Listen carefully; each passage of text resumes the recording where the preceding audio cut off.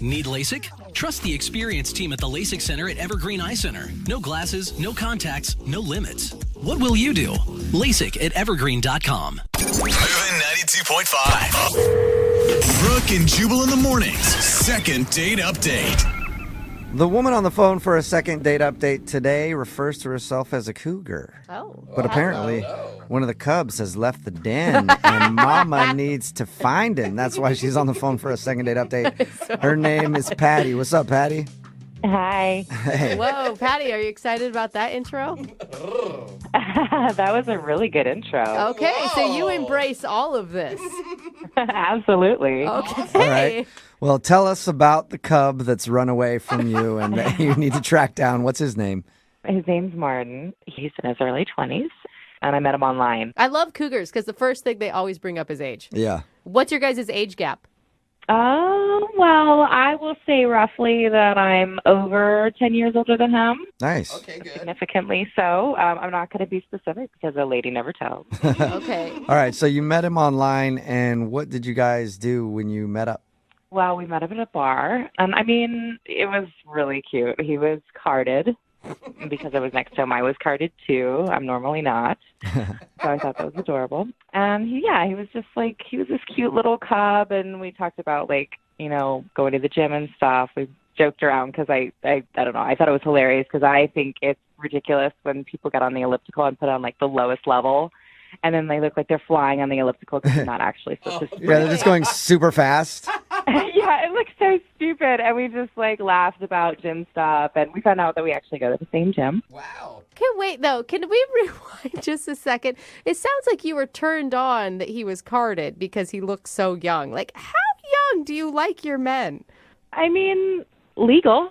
Yeah. That sounds a good thing. Okay. I just is like, do you guys have things in common? Like, besides the gym, did you find other common ground? I mean, yeah, like absolutely. We both like having fun. We like to, Both like having fun. I mean, like, zip lining, bungee jumping, stuff like that. Like Okay. definitely like the fun stuff, going on, vacation. And All right. So you're pretty interested in him. yeah, absolutely. He's a lot of fun. He's really funny. He was really, really cute. And he was cool with your age difference? Yeah. I mean, he did know that I was older going into it, but, he was a little bit reluctant. I mean, he was a little shy and maybe a little nervous, but, I made him feel at home, made the cub feel comfortable. Well, it doesn't sound like you made him feel comfortable enough because now he's not calling you back. Oh, well, touche. I mean, we did talk about kids. He asked me if I had any kids, and I told him I didn't, and I wasn't interested in having them. Uh-huh. I don't know, maybe that might have been too early to have that conversation, Right. and maybe that made it a little awkward. Or maybe he's looking for a partner and he's not just looking for a fun night out. I mean, maybe a partner that wants to have kids with him. I'm sorry. You can have partners without kids, but you know what I'm trying to say. Yeah, no, I totally get it. I think that's totally legitimate. I do, but he's so young. Right. Did you talk to him that way too? I'm sure you're so young. You don't know. Yeah. You don't know what you want, do you? You don't know what you want. Well, I try to keep it fun. I try to keep it simple because, sure, you might be looking for Miss Forever and settling down and whatever. But, I mean, like, you haven't found her yet, which means that you're single till then. And we could have fun in the meantime, Okay. And I could teach him a lot. I mean, I have experience. I mean, I'd be a great teacher. Oh, you Okay. mean like teach him in the bed? Okay. Hey. Oh, I mean, I can teach him in any room. Not just the bedroom. Okay. That's awesome. I like you, Patty. All right. Well, how did everything end with you and Martin? Well, after like the bar and everything, he walked me to my car, and I thought that he was having a great time, especially because like right then we started making out, and it was Oh, you hot. did? It was Wow. awesome. That's good. Yeah, it that's was passionate. Yeah, absolutely. Okay. And like I kind of was like, hey, well then why don't you just like come over? You can check out my place, and we can start our first lesson. Did you say that? No, but I was just like thinking about Okay. like young guys are so inexperienced, and I can help them out with that. So what did he say to that? Did he go back to your place?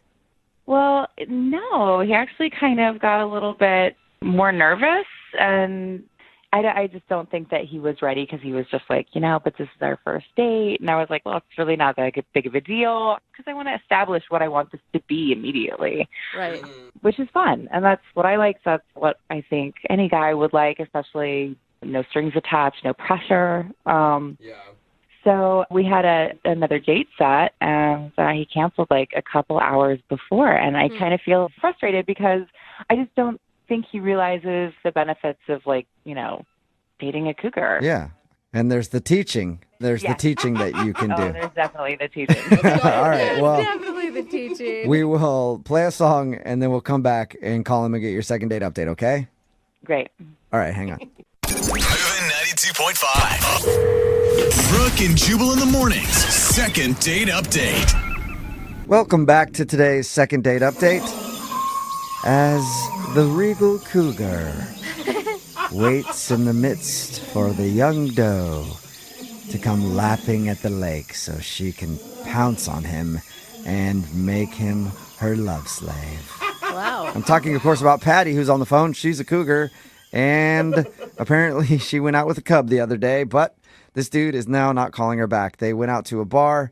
They had fun, some drinks, everything else. She actually invited him back to her place at the end of the night, and he said no, but they did schedule another date, but he canceled shortly before, and now he's not getting back to her. She thinks that he might be scared because she can teach him all sorts of new things that he might not be ready to learn yet. All right.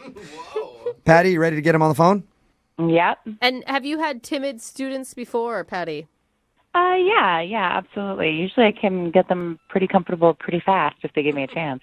Okay. And so you're not going to be heartbroken if he doesn't want to go out with you. You just want a shot. Well, I think he's kind of special. Definitely stands out from the other pubs I've gone out with. Oh, Okay. that's good. So, I would really like to have an opportunity to spend more time with him. So, I would be disappointed, maybe a little hurt if it didn't work out, but we'll see. Okay. All Well, right. we'll call him right now and then see if we can get you another date. Here we go.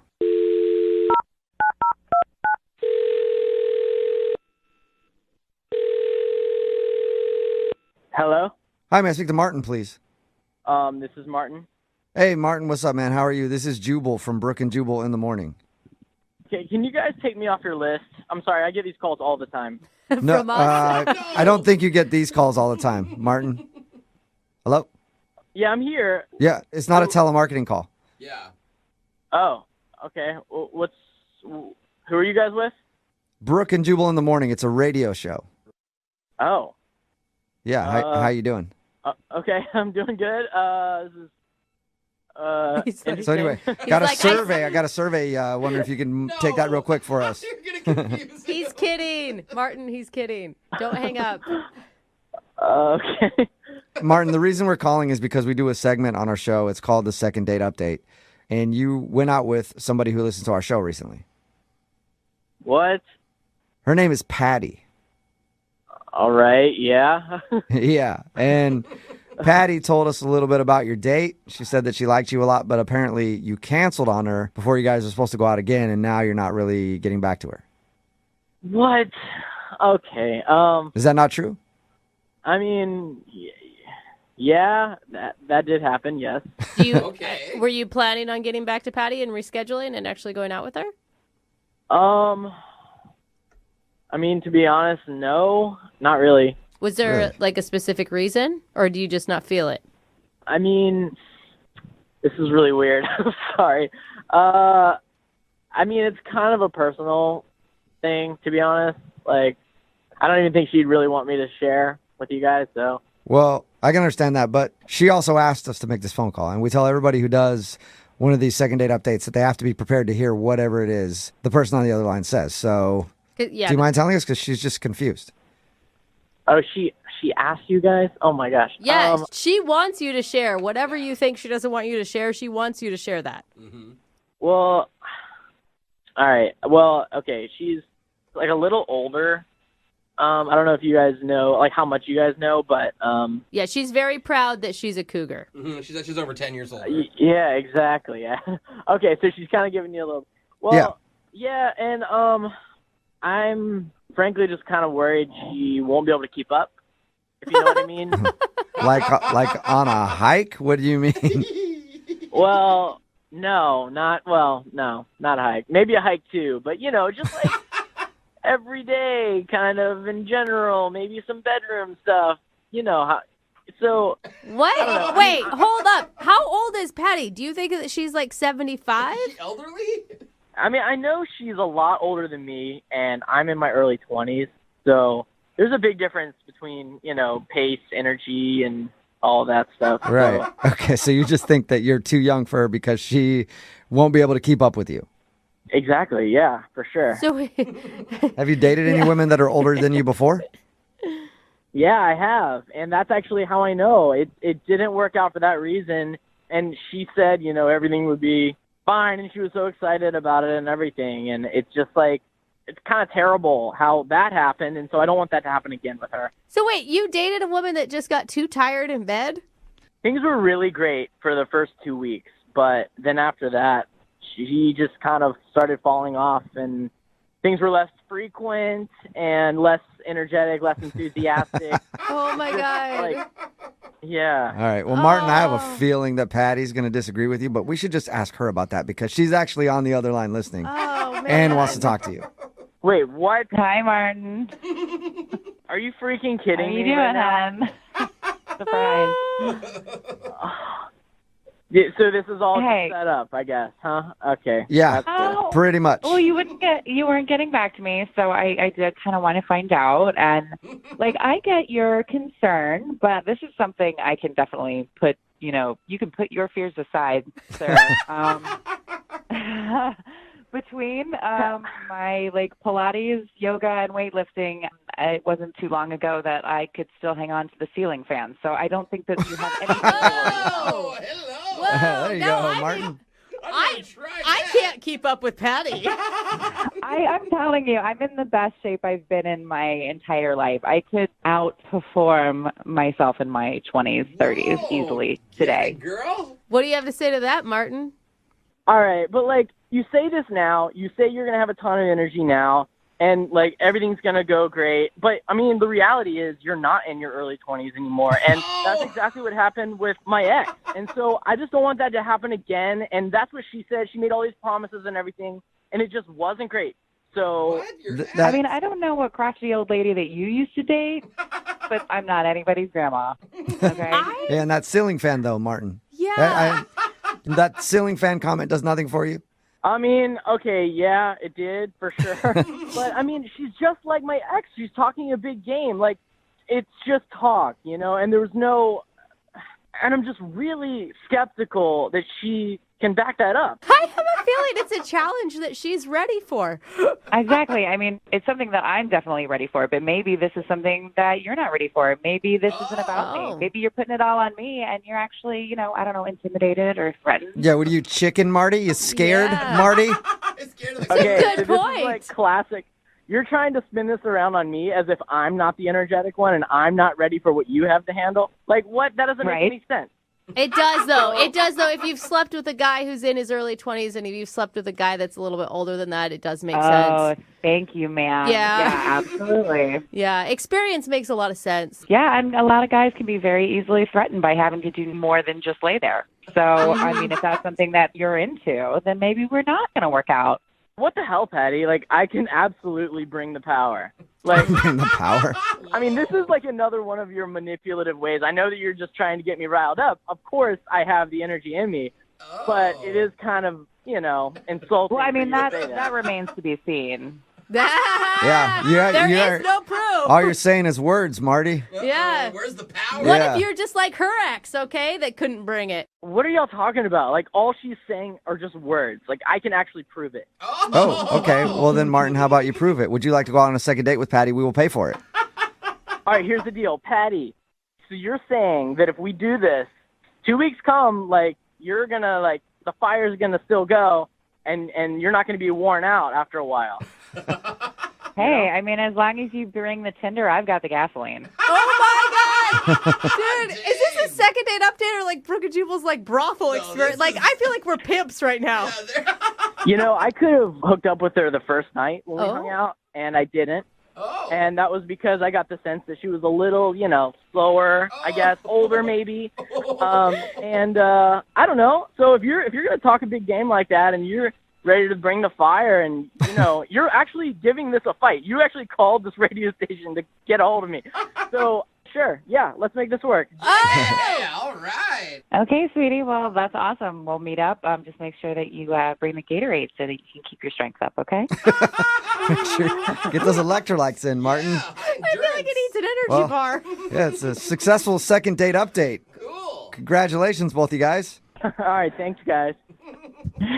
Wow. I don't know what that was, Patty, but all I know is I'm going to go take a cold shower now. Brooke and Jubal in the morning. Got a text in at 78592. Well, lots of texts in that kind of say the same thing. If Patty ends up getting tired of Martin, they'd be willing to take it for a test run.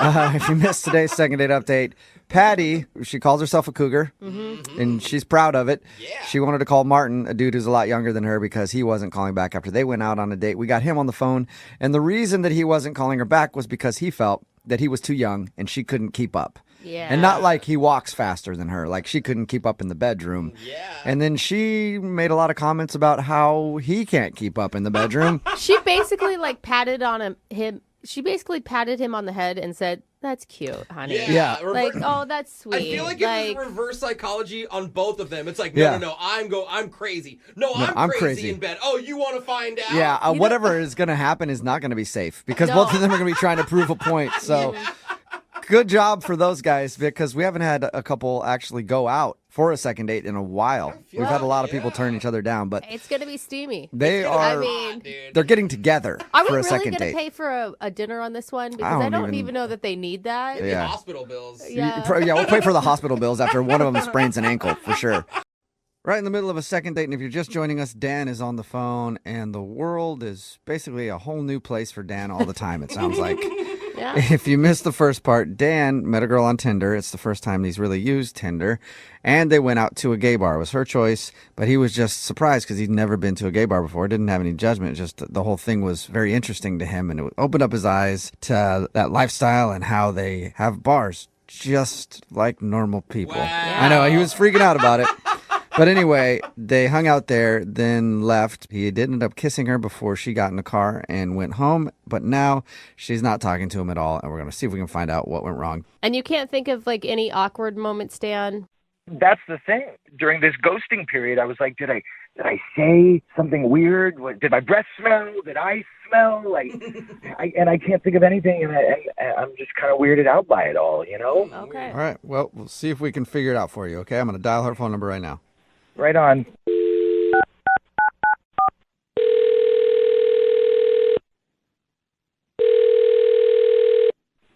Hello. Hi, is this Amanda? Yeah. Hi. Who's this? Hey, Amanda, how are you? This is Jubal from the radio show Brooke and Jubal in the Morning. Okay. Are you familiar at all? I think I've heard of it before, but I don't listen to the radio very much, to be honest. No, that's fine. That's how we like it. We like people to have just heard of it and not listened so that you don't really know how to judge us. You know what I mean? Like, we prefer people just kind of know of us, but just don't know our really name. actually actively listen to our show. So it's nice to meet you, Amanda. Yeah, you too. Can I ask why you're calling me? No. Yes, of course you can. Yes. Know my name. Bye. Yeah, that's all. I just want to see if you were familiar at all with us. No, Amanda, I'm calling you because we got an email about you from somebody who listens to our show. Oh, really? Yeah, his name is Dan. Oh.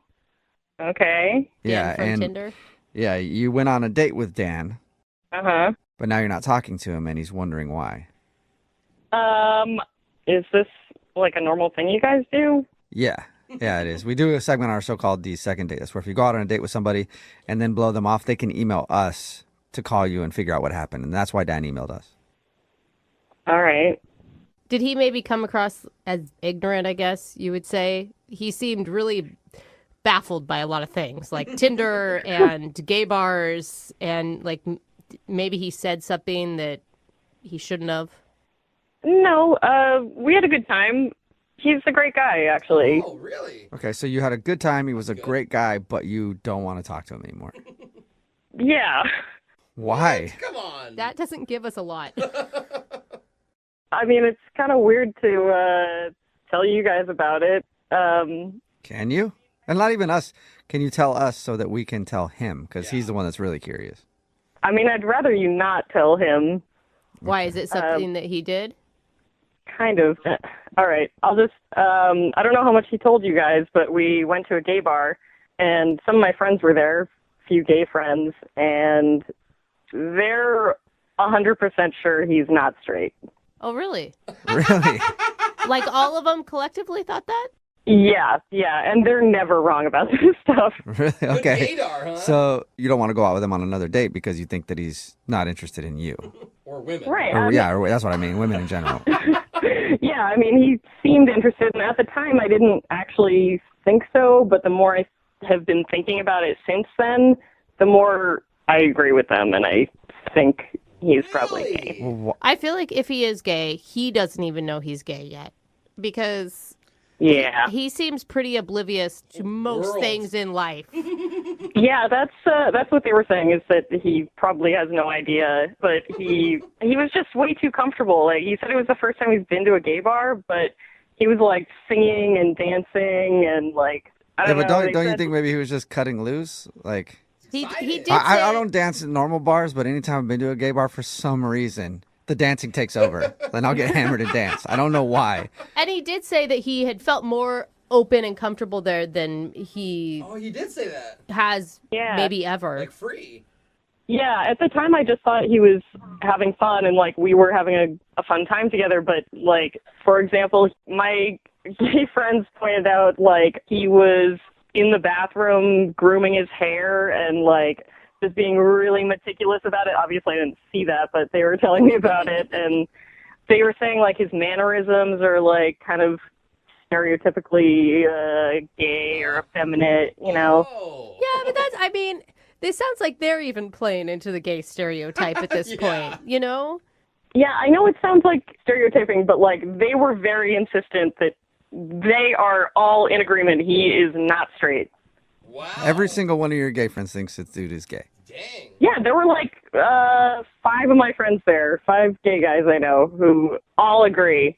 Why wouldn't you go out on another date with him and just, I don't know, Find test out. the waters? I just don't want to get involved if he's like discovering something about himself. I don't want to complicate that any more than it already is.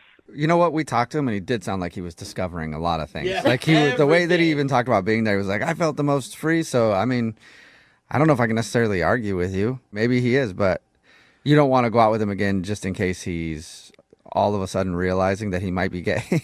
He's a great guy, and we could be friends, but I just don't want to get romantically involved with him right now, you know? Well, maybe you can talk to him about being his friend, because he's actually on the phone right now listening and wants to talk to you. Hey, Amanda. Oh my God, I'm so sorry, Dan. I did not know you were listening. Yeah, I'm a little confused here. I think so. I think that's the whole point of the phone call, Dan. No, I mean, Amanda, I don't know how to say this, but I'm not gay. It's like an opposite. You guys, Yeah. don't laugh at him. Amanda, I think your friends are mistaken. I think they're the ones that are a little confused, because I'm super straight. Like Super duper. Look, Dan, I'm really sorry. I'm not trying to call you out or out you on the radio, but I just am going by what my friend said. your friends were so cool. Like, I would trust them also, but not about this. Like, we like totally hit it off. And I mean, if I was gay, would we have, like, that kiss kind of rocked, right? That's true. Yeah, I mean, but gay guys can kiss well too. That doesn't mean anything. Right, but they usually kiss guys well. I mean, Amanda, I will say, I don't think that you're being fair. Like, he's saying he is attracted to you, and that's all that matters. Do you know what I'm saying? Like, even if down the road he's attracted to men, right now he's attracted to you. Wait, I'm sorry. Hang on. Yeah. I'm not attracted to men, so I'm not gonna like become attracted to men. Okay, well, what about my friend with the tattoo? You were like holding his arm, like admiring his tattoo for, I don't know, like 5 full minutes. Whoa. The ink work on his arm is spectacular. The shadowing is amazing. Look, I've been wanting to get like a really rad tribal for a while, and Charlie's work was amazing. Really rad tribal. I don't think he's gay. Amanda, you had a good time with him. You had fun. You guys shared a great kiss. I feel like you're letting your friends ruin something that could be really cool. Yeah, who knows? Like I said, he's saying he's attracted to you, and he likes tattoos. One of them said, "Shantae, you stay." And look, I don't know what that means, but I was like, I'm cool. I'm going to hang out. Okay. Sounds what I don't have no I have no idea what you just said, Dan, or were even trying to explain, but Amanda, will you go out on a second date with Dan? We'll pay for it. He's telling you that he's not gay, even though your friends say he is. I'm not gay. I'm not gay. You don't have to keep saying it, bro. I guess if you guys are paying for it, I'd be open to that. We can hang out. But I feel like I'm going to need some convincing that you're actually not gay. Oh. I am so down to convince you that I don't want to be with a man, but I want to, like, hang out with you. What? This is not convincing. Yeah, I'm not convinced, but hopefully, Amanda, you'll be convinced. Congratulations, Dan. You got a second date. Shantae, you stay. Yeah. Yes. Yes, Shantae, you yes, stay. Shantae. Congratulations. Yeah, girl. It's always good when you're out in the dating world to try new things, whether it's a new restaurant or some new foods or find a new safe word. What? It's one of the longest words in the English dictionary, flossinasinahillipilification. Try to use that as a safe word. You screw up one syllable, it's going to take a long time for things to stop. Oh, no. And Dan is on the phone right now for a second date. He tried something new for his first date, but now he's not getting a call back. What's up, Dan? What's up? Hey, guys. Hey. How are you? I'm cool. Yeah, I'm all right. Awesome. Okay. Well, not totally all right because you're not getting a call back from a girl you really want to go out with again. But before we get into your actual date, what's her name? Amanda. Amanda. All right. And where did you meet Amanda? You've heard of that thing called Tinder? Yeah. Oh, man. Yeah. You're a funny guy, too. Wait, spell that out. Yeah, never heard of it. I don't know. We do these second dates all the time. First time anybody's ever mentioned Tinder. Someone just told me about it, so I was like, oh, yeah, I'll get on You've Tinder. never heard of it before? think Are he's you so being kidding. sarcastic? I think he's kidding. I'm more of a Match.com guy, but they were like, Tinder's really the way to go. And Wait, so are you serious? You hadn't really heard of Tinder before? I mean, I had heard people talking about it, and I was like, Okay. Okay. So you just you hadn't decided experienced it. to actually try it. All right. So you I met had her. no idea. It's a whole new world. Yeah, it is. It's a lot different than Match, isn't it? A lot different than Match. Right. But yeah, is all the swiping stuff, and like, I don't know, like we matched, and there's that moment where I go, oh my God, maybe this, and we were like chatting, like, I don't know, 2 weeks or whatever. We're trying to That's a figure while. out. Yeah.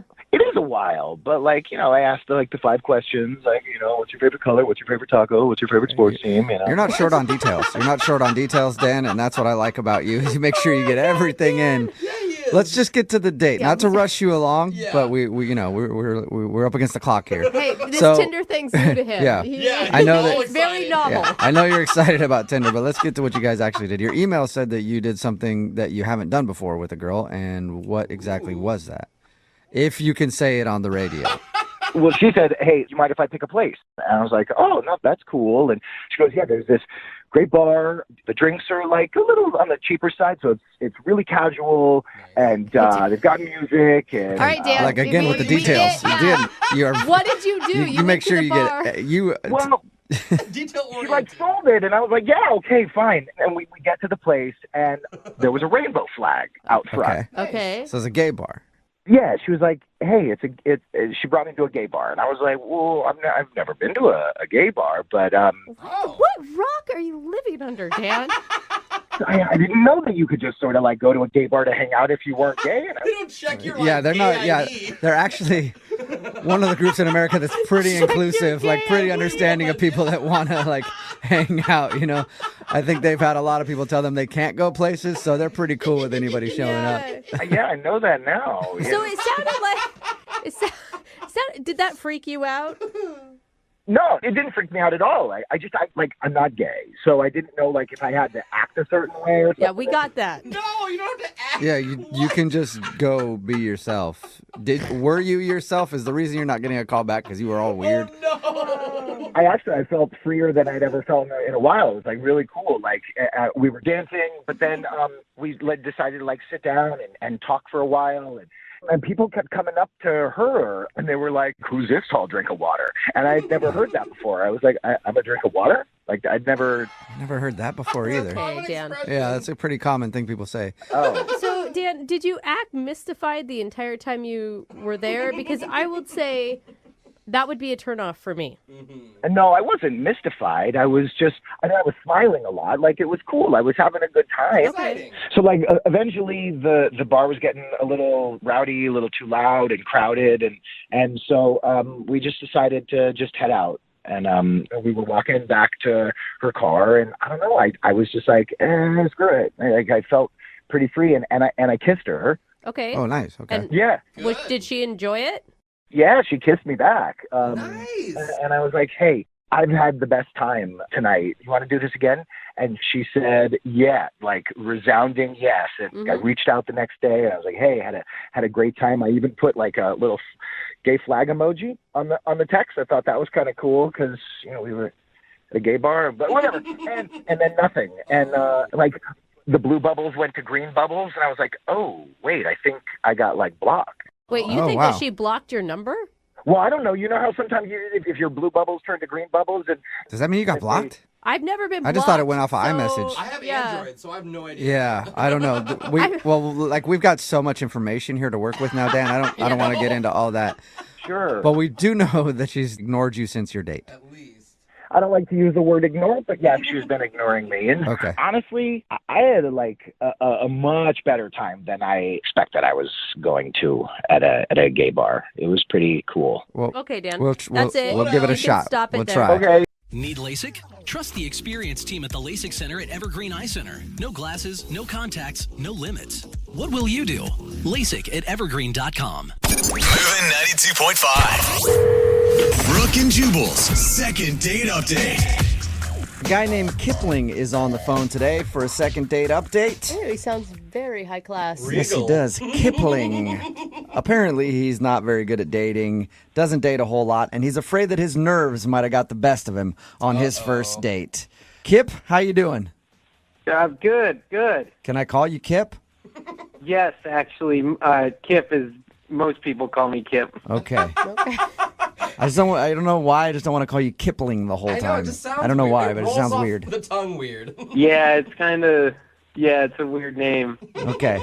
So, Kip, now I want to call you Kipling every time. This is. I mean, you can if you want to. All right. And Well, Kip, anyway. remember, you're getting made fun of by a guy named Jubal. Yeah, so right. you're fine, dude. Oh, okay. All right. Well, Kipling, whatever. Just tell us about your first date a little bit. What's the problem?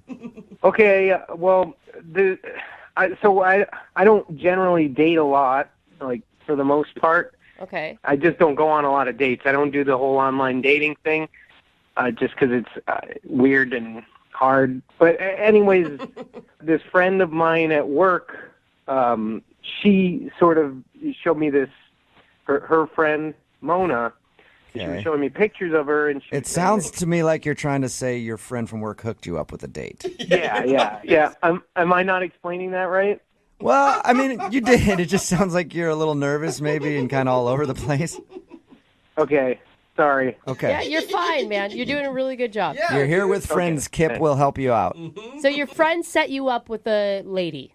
Right. My friend set me up with this girl, and we talked on the phone, and we decided to go to a restaurant. And I picked a really nice restaurant because I wanted to impress her. I mean, she looked really cute. I hadn't been on a date in a while, and I wanted to impress Take her somewhere where they have silverware. Yeah.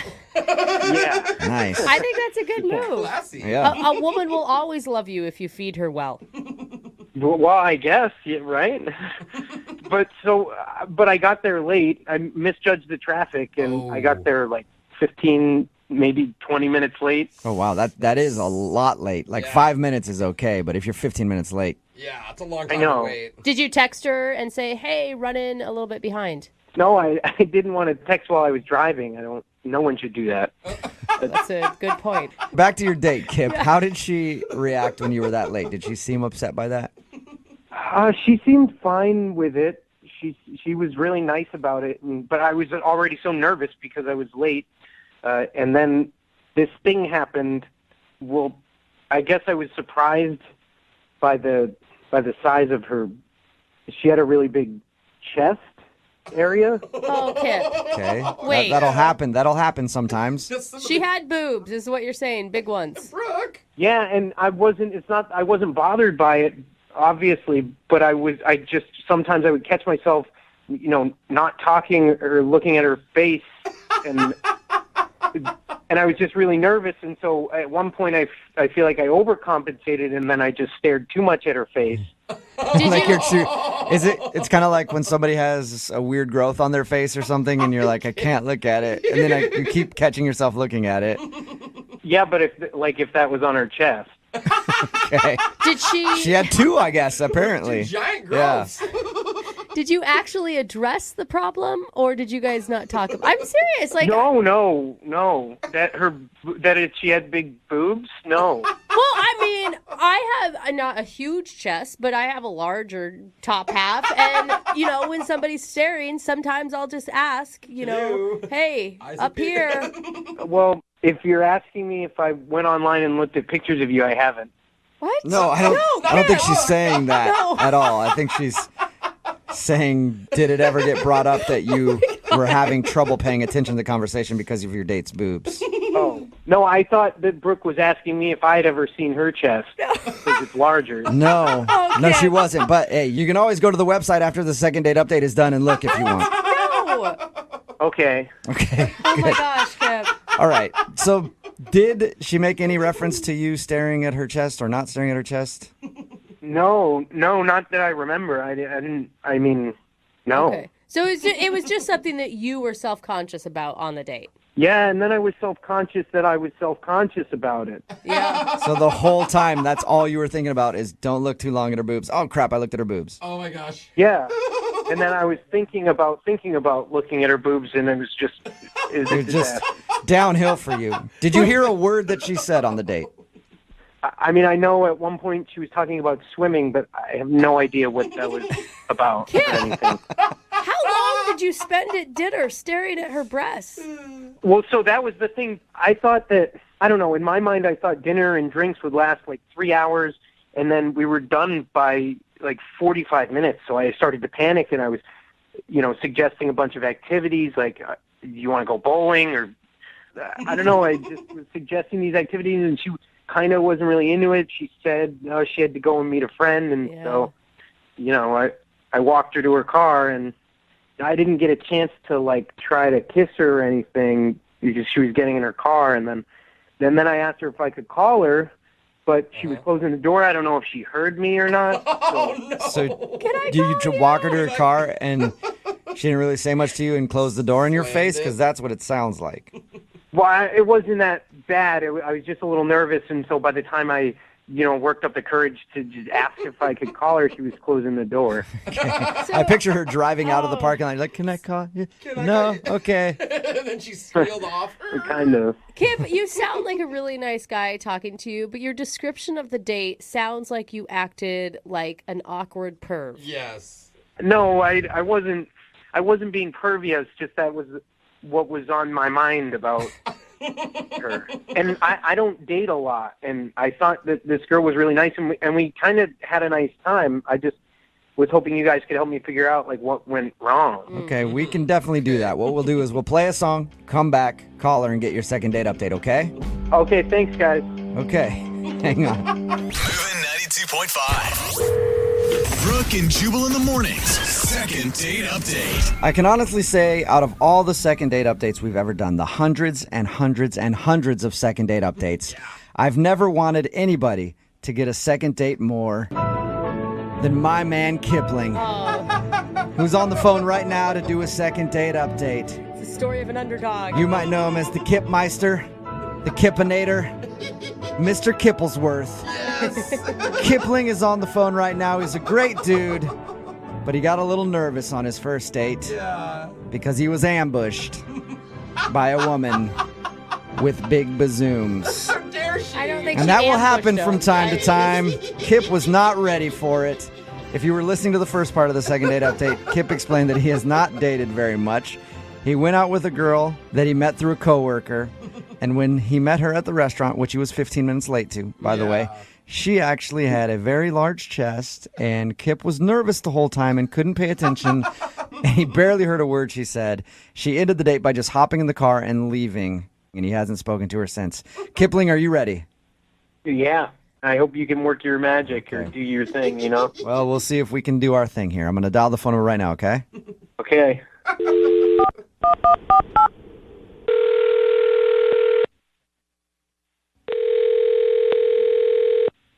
Hello?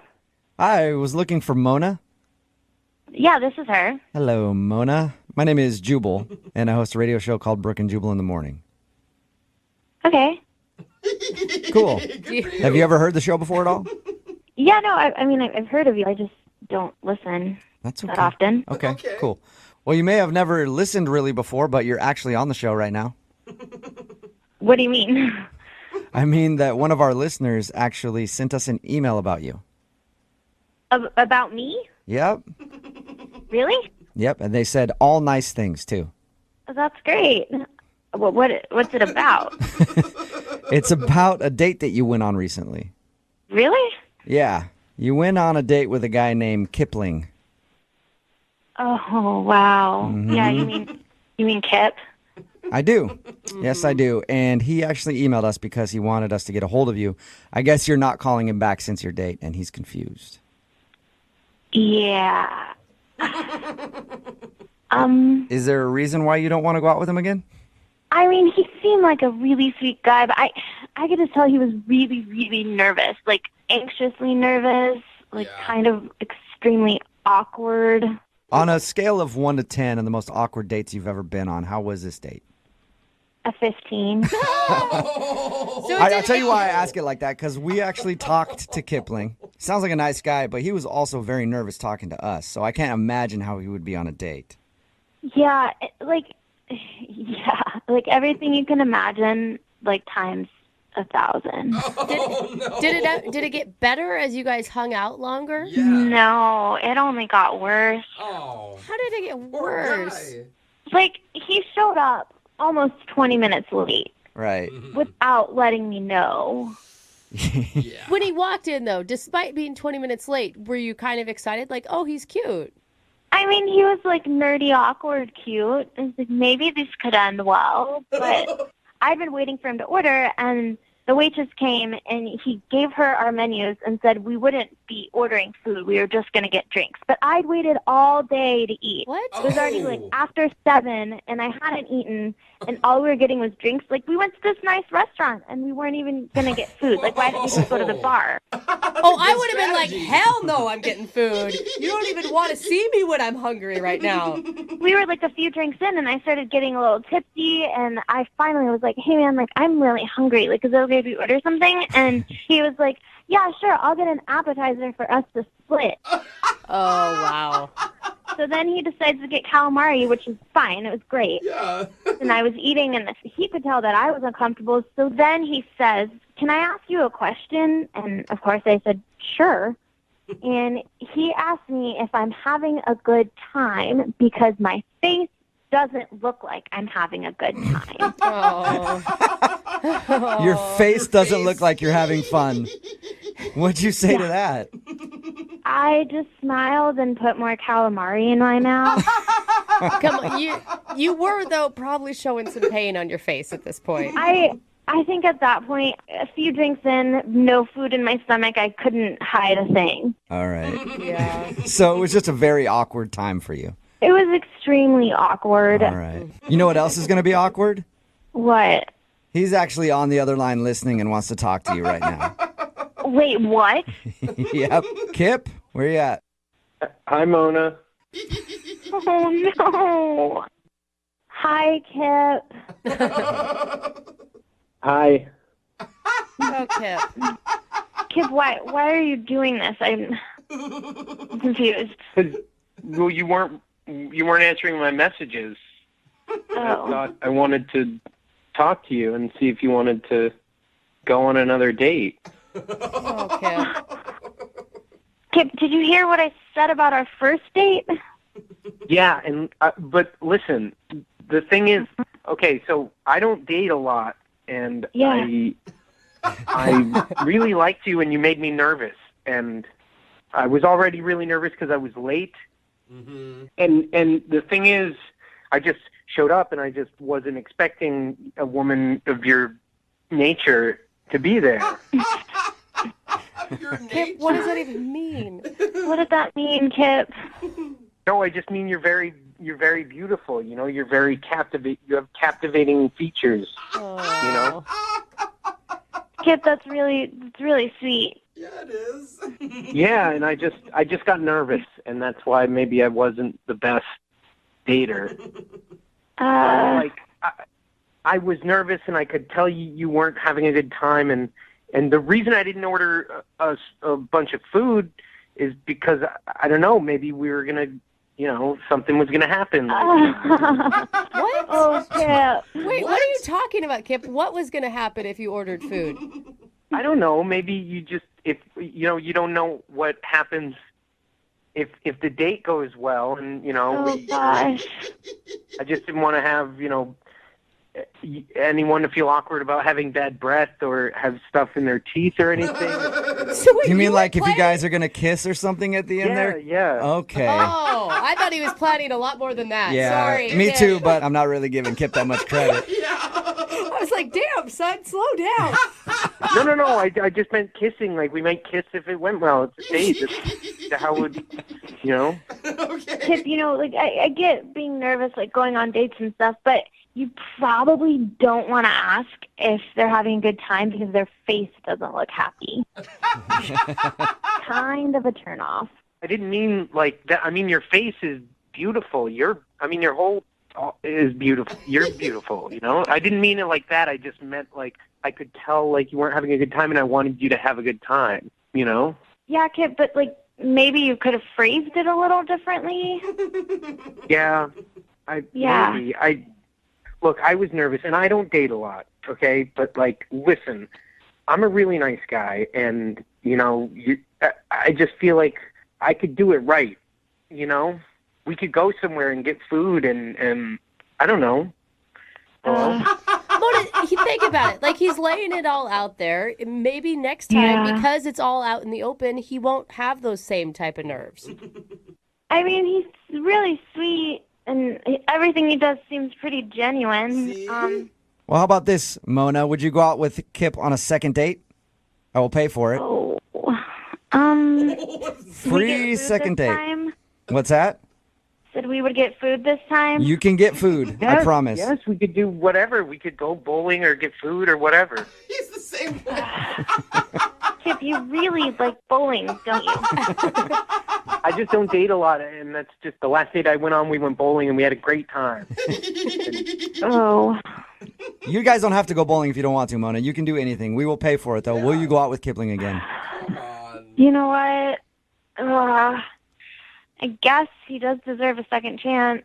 Whoa! That almost sounded not painful. What does that mean? You're saying yes? Yes, I'll go out with Kip again. Yay! Yeah, really? You won't regret it, I promise. Congratulations, Kipling. You got a second date, man. I can't believe you guys did this. This is amazing. Today's second date is a lesson to always double check your text messages before you send them. It's a good lesson in life. Yeah, you send some missed texts sometimes. Usually there's something you can get out of, unless, of course, you're telling your date that she should go get an STD check. And probably hard to talk your way out of that one, right, Dennis? Yeah. If you're just joining us, Dennis is on the phone. He wants to call a girl named Jordan. They met at a bar. He was drinking a bunch of Cosmos to try to impress her because that's what she was drinking. And then they talked for about an hour. They exchanged numbers, and that was it. That was their date. But they were texting back and forth after, and his buddy named Jordan texted him and said that he had hooked up with somebody.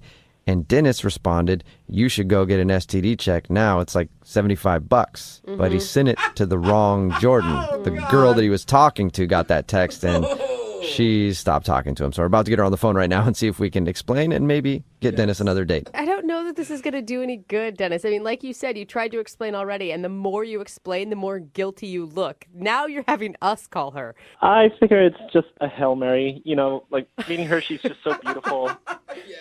She's definitely out of my league. I'm just doing what I can. Okay. Now, I could call her and pretend like I'm from a doctor's office and say, hey, we haven't seen you yet for your STD check. I'd like to get you in here. No, please don't do that. Yeah, that's a good choice, Dennis. All right. Well, I'll dial her phone number right now, see if we can get her on the phone, okay? Okay. All right, here we go.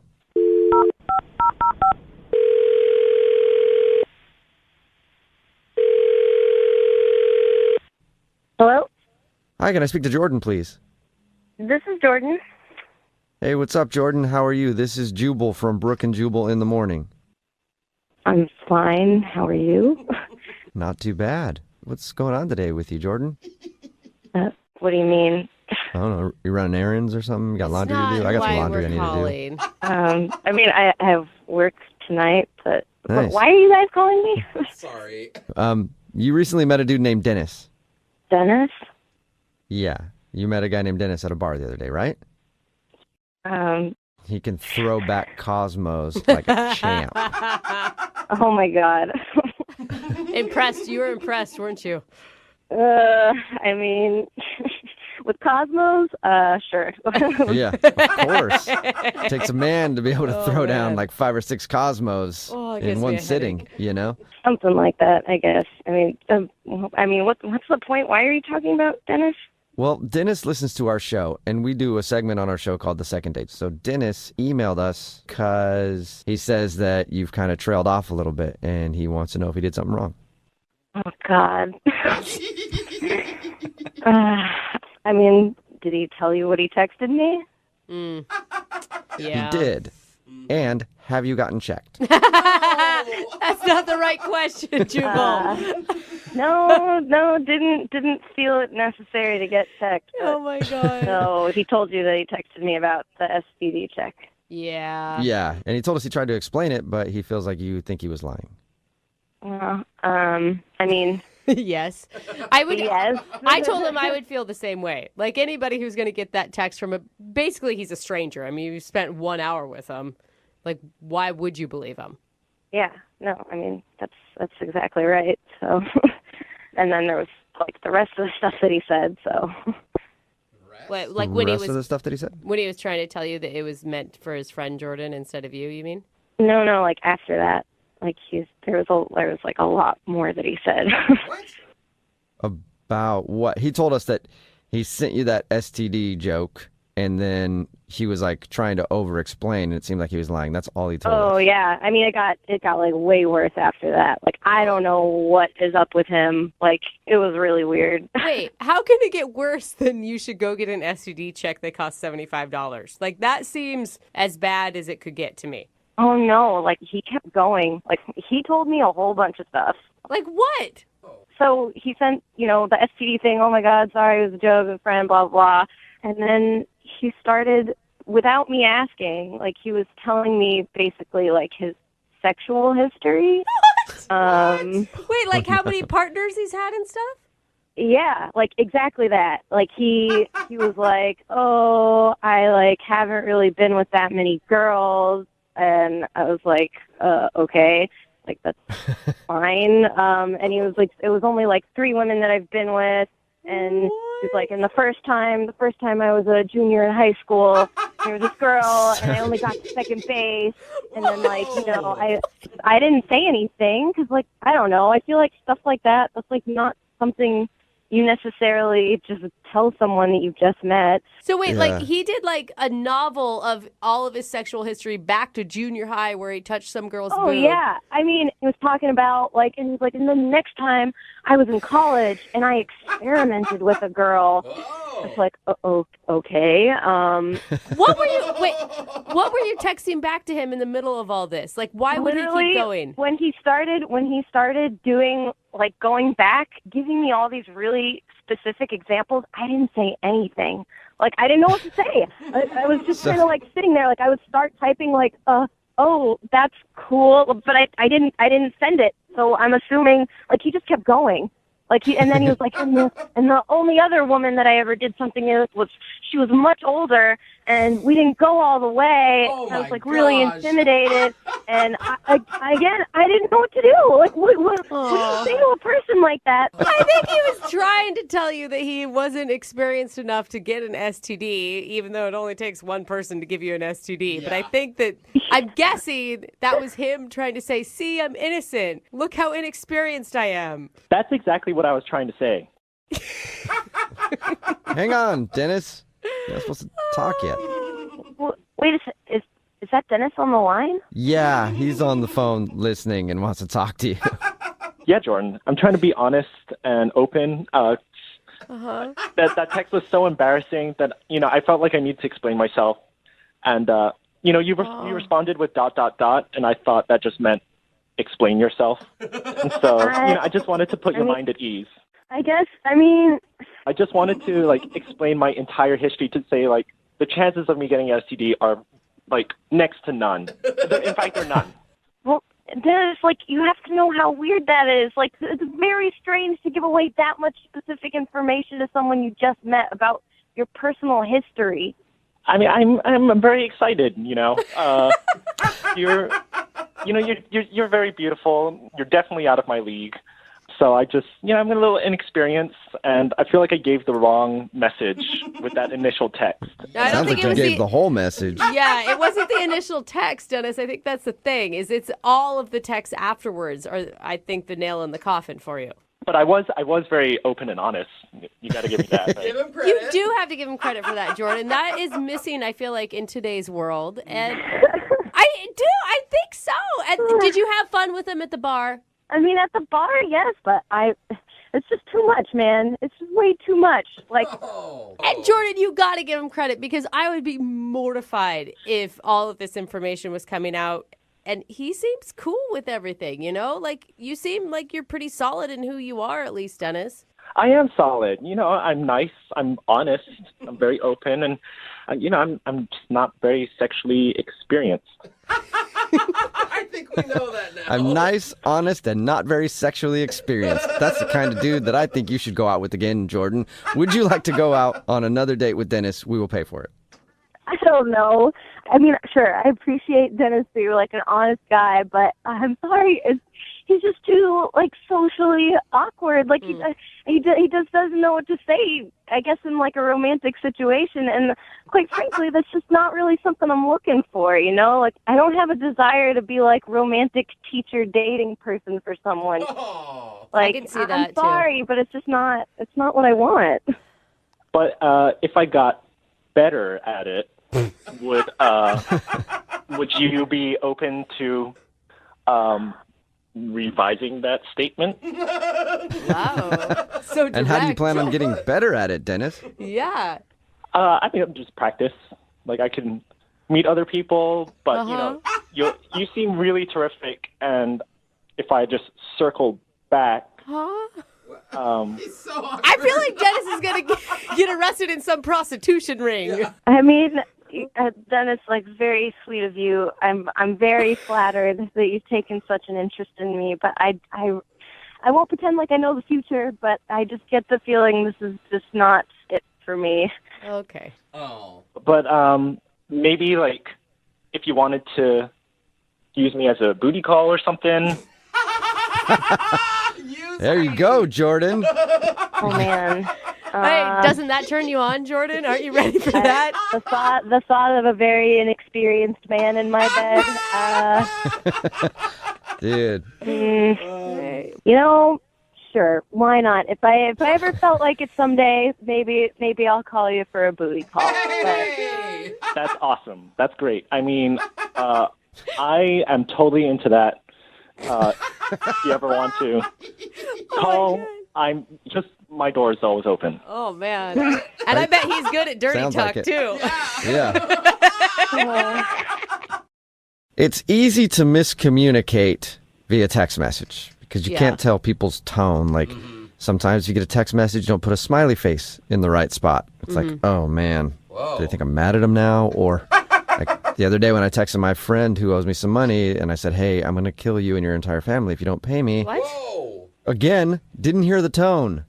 Didn't hear the tone. And then next thing I'm explaining to the cops, like, it's just a big miscommunication, you know? And Winky I probably face. shouldn't say anything else about it because I got a court date coming up, so I probably shouldn't talk about that anymore. But it is hard to tell things via text message. And Dennis, who's on the phone with us, thinks that he might have screwed up his chances with a girl named Jordan because of a texting error. We'll find out about that in just a second. But first, Dennis, what's up? Hello. Hello. Before we get into the texting thing, let's just talk about the girl that you want to call. What's her name? Her name is Jordan. Cool. Where'd you meet lovely Jordan? I met her at a bar. Oh, nice. Okay. So is the date that you want to talk about at the bar where you met her, or you went out somewhere else? Well, I saw her and met her at the bar, and then we hung out there for like an hour. And then I've been hoping to get like an official date, but this is sort of like the introduction date. Like an Insta date right So- away. Okay. What was that like? I mean, why did you approach her? Did she approach you? I was at the bar with a group of friends, and it was my turn to get the round of drinks. So I go up to the bar, and I see this very beautiful woman. It's Jordan. Oh, that's good. I'm glad it wasn't somebody else. Yeah. And she was standing behind Jordan, and I was like, wow, I got to talk to her. And then unfortunately, Jordan started talking. I was like, I guess I'll just deal with these scraps. Okay, so you went to get drinks, and then that's when you saw her. Yeah, I saw her. I complimented her on her shoes, and I asked, "What are you drinking?" And she said, "I'm having a Cosmo." And I said, "Ooh, that sounds good. I think I'll have one too." And so I got her. A Cosmo, okay. Yeah, I mean, I don't normally drink Cosmos, but it was just, I just kept going back to the bar and kept ordering myself Cosmos. And she, Did you buy her Cosmos too, though? I'm just making sure. just the first one. Okay. Okay. And then other than that, you seem like you're a Cosmo, like, alcoholic at that point. Yeah, I mean, it looked kind of weird. And she called me out on it. That's cute. Yeah, she was like, are you a big Cosmo drinker? And I was like, yeah, I mean, I drink Cosmos all the time. Yeah, Cosmos for life, man. Yeah. And then she was like, really? And I was like, no, not really. I normally drink beer. But it was a good excuse to talk to you. Oh, Okay. that's cute. And smart. And it seems sincere. What was her response to that? She thought it was pretty cute. And she's like, oh, I mean, that's weird, but it's nice. All right. Hopefully You're weird but nice. Yeah. That's always a good compliment. Hey, weirdo, but I still think you're a good person. Yeah. So you had a enjoyable conversation with her, though. Yeah. I mean, and then on the third trip, I offered to buy her another one. And I sort of ditched my friends and sat next to her. Okay. And your friends, of course, were watching this whole thing and egging you on? Yeah, no, they were very cool about it. They know I'm pretty shy in these kind of things. And so they were just like, thumbs up. I mean, after 3 Cosmos, nobody's shy anymore. Yeah. It took about 3 to get me to do it. Yeah. Okay. So how did the night end for you guys? I mean, she said she had to go meet some friends, and I was like, oh, boyfriend? And she was like, no, I'm meeting with a girlfriend. And I was like, oh, fantastic. I'd love to, hang out with you sometime. And we exchanged numbers, and that was that. We texted a bit afterwards. Okay, and is that when the texting mistake happened that you talked about in your email? Yeah. So basically, I have another friend named Jordan, and he's a guy friend. Mm-hmm. And I just mixed up the texts. He messaged me that he went out with a new girl last night, and I joked. I texted him and said, "You should probably get an STD check. They're like $75." Wait, and that went to her? Please tell me you texted that to her. Yeah. What did she write back? Like, why? Is she even talking to you? The first response was like ... Yeah. Yeah. And I was just like, when I realized my mistake, I was like, oh my God, I'm so sorry. That was a joke. I have another friend named Jordan. Totally did not mean to send that. And it just made me look more and more guilty. Yeah. She totally thinks that you're writing to some girl telling her that she needs to go get an STD check because she slept with you. Yeah. Yeah. All right. Well, I could see why she's not going out on a date with you. Yeah. Yeah, I mean, so it doesn't look good. And so that's why I contacted you guys, because she seems really great. And I feel like I would be missing out if I didn't try to Give her an STD. get her. No, go on a date with her. No, really, though. Okay. You're clean, though, right? Like, I mean, whatever you had in the past, you've gotten taken care of. I've never had anything. I'm very clean. Okay. Okay, well, it's time to live. It's time to live, Dennis. It's time to live. All right, well, we'll play a song, come back. Moving 92.5. Brooke and Jubal's second date update. There are some places you should never go on a date. Oh, yeah? One of those places would be Centralia, Washington. Don't go there on a date, ever. Oh, why do I say that? We're talking to Sheena today. She emailed us about a dude she, well, I guess kind of met, named Ross. She met him online. Sheena, how are you? Hi, I'm good. How are you? Pretty good. Now, your email said that you scheduled a date with a dude out in Centralia where he lives, but you never actually met him? Yeah, I never actually met him. I got stood up.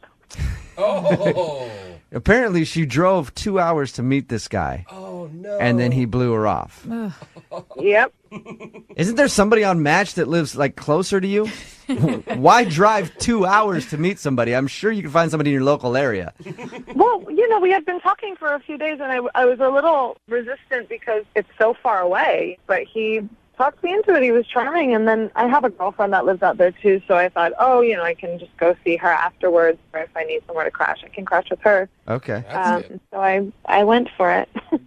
Okay, so you went all the way to Centralia to meet this guy. What happened? I don't know. I mean, yeah, I drove, and he was texting me the whole time I was driving down there. He texted me to make sure I was coming, and I was like, yes, and he didn't get the text, so I pulled over and brought him back, and, he kept writing me, but I was driving, so I couldn't respond, but he seemed super into me, and then I got there, and So did you guys text all the way up until the point that you got to the restaurant? he was texting me the whole time, and I was trying to respond, but I was driving, so I wasn't texting him the whole time, which makes me think, maybe he thought I was blowing him off. All right. At any point, did you say, hey, I'm driving, I can't really text you right now? No.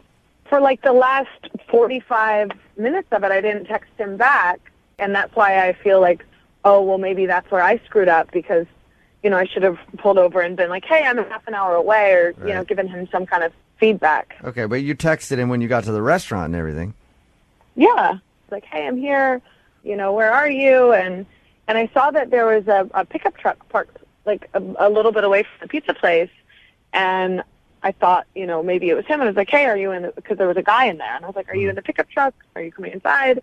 And then a few minutes later, the pickup truck left, and then I waited like another 20 minutes, and I didn't hear from him, so I took off. Do you think it was him in the truck? I mean, I can't help but think like, oh, well, maybe he was in the truck and he saw me and he wasn't as enthused and he left or something. I don't know. So what'd you do? Did you at least have some pizza? No, I went and met my girlfriend and drank some wine. And how many times have you tried to get a hold of him since this happened? I've texted him a few times. And he doesn't answer you at all? No, he hasn't answered me at all. Like no apology, no explanation, nothing? No, nothing. Yeah, and I just want to know, it's just, we had been talking for a few days and it just, feels shitty. So mostly you just want clarity and to understand why he did this. You don't really want a second date. I mean, if he were to have some really good explanation, but Saving a puppy's life or something. Yeah. Okay, well, we'll play a song, come back, see if we can get him on the phone, and find out why he ditched you. Hopefully it's a really good explanation so we can get you a second date. Yeah. All right, thanks, guys. Okay, but I'm warning you, it's probably not going to be. Okay? Moving 92.5. Brooke and Jubal in the mornings. Second date update. Sheena is on the phone with us right now. She wants us to call a dude named Ross that she met online. Now, he lives like 2 hours away. Wow. She drove to meet him for pizza after they'd been texting for a little while after they initially met, and he stood her up. Never actually met in person. Jeez. On her drive down there, he was texting her the whole time. She couldn't really text back because she doesn't text and drive, which, again, Sheena, I commend you. It's a very responsible thing to do. Mm-hmm. Thanks. You're welcome. But she thinks that maybe not texting him back while she was driving led him to believe that he was being blown off. Yeah. Anyway, she got to the pizza place. Nobody was there except for a truck that she saw with a dude sitting in it. And Sheena, you texted him and said, "Hey, are you in the truck?" And did the truck drive off right away after you did that? No, not right away. I think it was a few minutes after. Okay. My initial instinct is to think if you texted him, "Hey, are you in the truck?" and then it skirted out of the parking lot, Yeah. it was probably him. Not a good sign. But if it was a couple minutes, maybe it wasn't him. I don't know. Okay, well, we're about to get him on the phone and find out, 1, why he just stood you up, and 2, if you even want a second date with him, right? Yes. I still have hope that there's a reasonable explanation for this. Yeah, I mean, I'd like to think so. He seems like a nice guy initially. All right, we'll call him, see if we can get him on the phone. You ready? Yeah.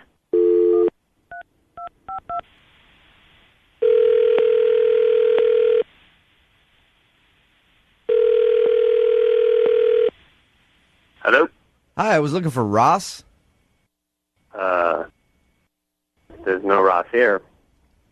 Is this 659? Yeah? Okay, and you're not Ross? Who's this? This is Jubal from Brooke and Jubal in the Morning. I'm moving 92.5. Okay. Do you know a Ross? Not really. Can I be honest with you? I'm having a hard time believing that this is not a guy named Ross. Or somebody that told someone else their name is Ross and gave them this number. I'll tell you why, okay? Because one of our listeners recently met you online. This is the number they have. They said your name was Ross. You had a profile set up and everything else.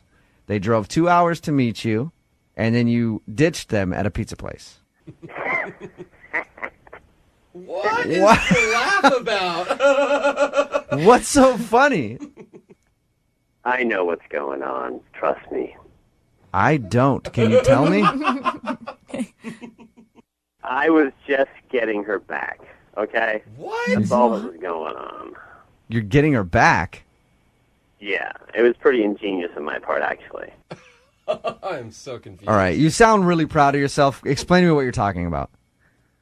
Well, Sheena broke up with me about 6 months ago. We dated for off and on for almost a year. I caught her cheating with another guy, so, I thought I'd have a little fun. No way. Wait. So what did you do? I used a picture of some other guy. I messaged her. We messaged back and forth. So I figured I'd send her on a little wild goose chase 2 hours away. Oh, my God. Wow. So you catfished your ex-girlfriend, basically. Pretty much. All that work to just make her drive 2 hours away and sit at a pizza place by herself. Oh, that's kind of cool. Oh, yeah. It made me happy. Very happy. Ross, you've never heard of, the high road, taking that? She missed out on the high road about 6 months ago, so, You sound really proud of yourself. Well, I didn't know she was going to emphasize it by calling a radio station. This is great. I cannot believe you. So that voice right there is Sheena. You're on the line. You are such a childish douche. I'm like. Oh, did I upset you? I'm so sorry. I would have loved to have seen your face, by the way, as you're looking around. Oh, where's Ross? Where's Ross? You are such a child. Sheena, is this... Oh, wow, that really hurts. My goodness. Me why I left. Thank you for reminding me why I'm not with you. Oh, my God.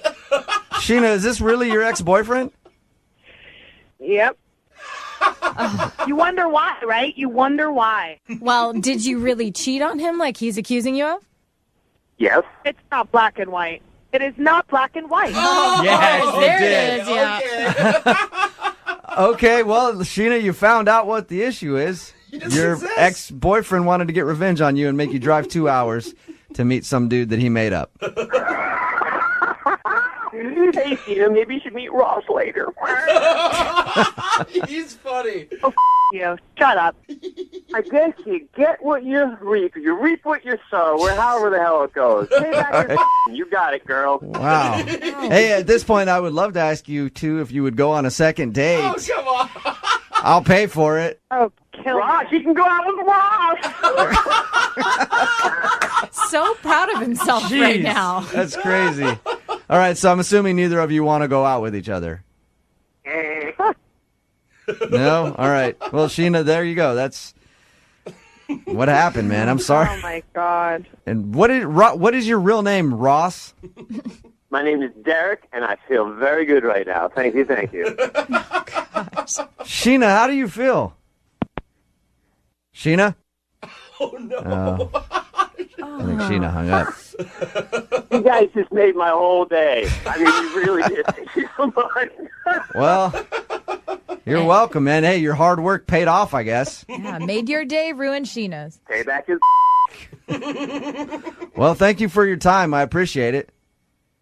Thank you for the emphasis on my practical joke. Bam! Thank you. Good work. Might go down as one of the best ex-revenge stories ever. That was cool, guys. Yeah, not for her, but for sure. Brooke and Jubal in the morning. Oh, Sheena broke up with me about 6 months ago. We dated for off and on for almost a year. I caught her cheating with another guy, so, I thought I'd have a little fun. That was, well, I guess we'll call him Ross from the second date update. His name isn't really Ross, but that's the name that he made up to basically catfish his ex-girlfriend. If you missed the second date update that we just played, Sheena wanted us to call this dude that she met online. He convinced her to come meet up with him in Centralia, which is like 2 hours away from where she lives. She's like in Everett. She went down there. He stood her up. Never met her for pizza where they were supposed to meet. Yeah. Never called her back. Nothing. We ended up getting the guy on the phone for a second date update. Turns out it was actually her ex-boyfriend trying to get even with her because she cheated on him. So he wanted her to drive 2 hours out of her way to meet some dude for a date that wouldn't show up. Text in at 78592. This guy is a freaking genius. I know. And you would think people would be hating on this dude, but everybody on the text board is like, what a brilliant idea. You guys, come on. I feel so shallow, but I like him too. I mean, if you've ever been cheated on, it's the worst feeling ever, and some kind of payback. Yeah, but there's something to be said for taking the high road, being the more mature one. There's also something to be said for having an awesome revenge plan and then carrying it out. And not only carrying it out, but then having us call to do a second date update and getting it aired on the radio. He doesn't even plan on that. He's like, dude, this is even better than I thought it was going to be. Got a text in at 78592. I should do that to my ex-wife because she cheated on me. You guys.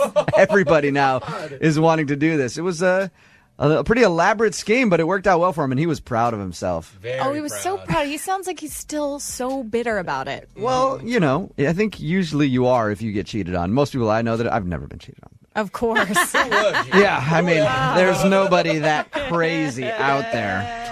But if somebody did, I'd probably harbor some bad feelings about them for a while. Yeah. Another text in at 78592. Wait, I know Ross from Centralia. That guy's a D-bag. Oh, God. So the real Ross down in Centralia is getting a bad rep for the second date update. Too bad. Just bad all over the place. Yeah. Did you guys like it? Do you think it's a good idea? Natasha Curry's, remember, filling in for Brooke this weekend, formerly of Headline News. It sounds like you said you like to make people's dreams come true. It sounds like he actually has some closure and a little satisfaction out of this. Yeah, but here's the thing. You also let her know that you're thinking about her and you've put so much effort into her. Which, I mean, the best revenge, I think, is always apathy. It's always like, I don't care about you enough to do anything. Usually I would agree with you. Because if you let somebody get in your head, that means that they've won. Yeah. But if you do this and then you're in her head that bad where she emails us to do a second date update. And then we call him live on the radio, and it gets aired how she cheated on you, and then you made her drive 2 hours out of her way to meet up with a fake dude that you thought, like a scheme that you thought up.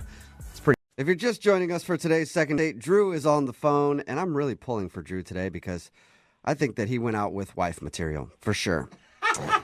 Because he went out on a date with a girl, didn't say a word the whole time. That's not a good thing, man. Yeah, apparently she had something. She was sick and she couldn't speak. So when she showed up to the date, she actually had an index card written on it that said, "Hey, I have no voice." And they sat there for a little while. He did all of the talking and then said, "If you're sick, you should go home." And she wrote on her little index card, "Yes." And then she went home, and he hasn't heard from her since. More than anything, though, he just wants answers because he feels like she was faking. Drew, are you ready to give her a call? Yeah, man. I'm just worried I'm being catfished somehow. Like How are you being catfished when you've seen her in person? You guys have talked on the phone. Like, what is the catfish? She's suddenly going to have a man voice, and now that's even being considered catfish? I don't know. Maybe her twin sister is in jail and they have different voices and she's leaving. I have no idea. You really thought into jaded, man. You are super jaded. I feel like you need to take a break from internet dating. I don't know. That'd be kind of Well, I'm going to, but I need to solve this case. I'm pulling for the twin sister in jail story. That would be awesome. That'd be great for the show. really cool. Yeah, see, I just want to know. Okay. Okay, are you Well- going to feel bad if she was actually sick? Maybe, but even if she really was sick, then she would have reached out to me. Yeah. I'm going to dial her phone number right now and see if we can figure it out for you, okay? All right, man. All right, here we go.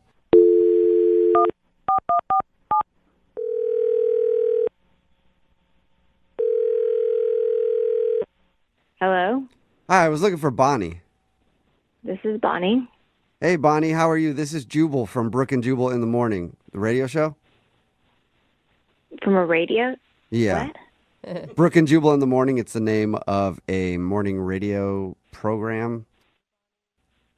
Why? Why? I don't know. really That's good just the question. name we gave it. It Why seems are we simple. calling you? Is that what you're wondering? Yeah. Oh, okay. I thought maybe you were just wondering why we named it that. Calling you today because we do a segment on our show called The Second Date. That's where if you go out on a date with somebody and then end up blowing them off after, they can email us and we'll get you on the phone and see if we can find out what happened. So you went out with a dude named Drew. Oh my God. Yeah. And Drew emailed us and told us a little bit about your date, that you guys met online, you talked a bunch, and you finally coordinated a date. But when you showed up, I guess you had no voice. True. And she said that it was awkward because you couldn't talk. And then eventually he said, if you're sick, you can go home. And then you went home, and that's the last he heard from you. Yeah, okay.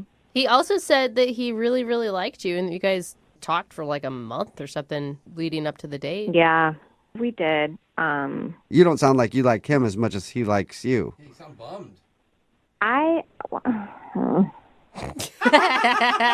Yeah, it's okay if you don't like him. I think he just wants to know. I mean, I wasn't feeling good the day that we were supposed to have our date, and I didn't want to cancel on him. So I ended up going to the restaurant, and I got there, and I asked the hostess where he was seated, and I look over at the table. He's already there, and he looks nothing like his picture, nothing like any photos. Wait. What? So you hadn't lost your voice? Because you said you just asked the hostess. Yeah, I had not. And I was just trying to figure out what should I do. I mean, I've been talking to this guy for a month.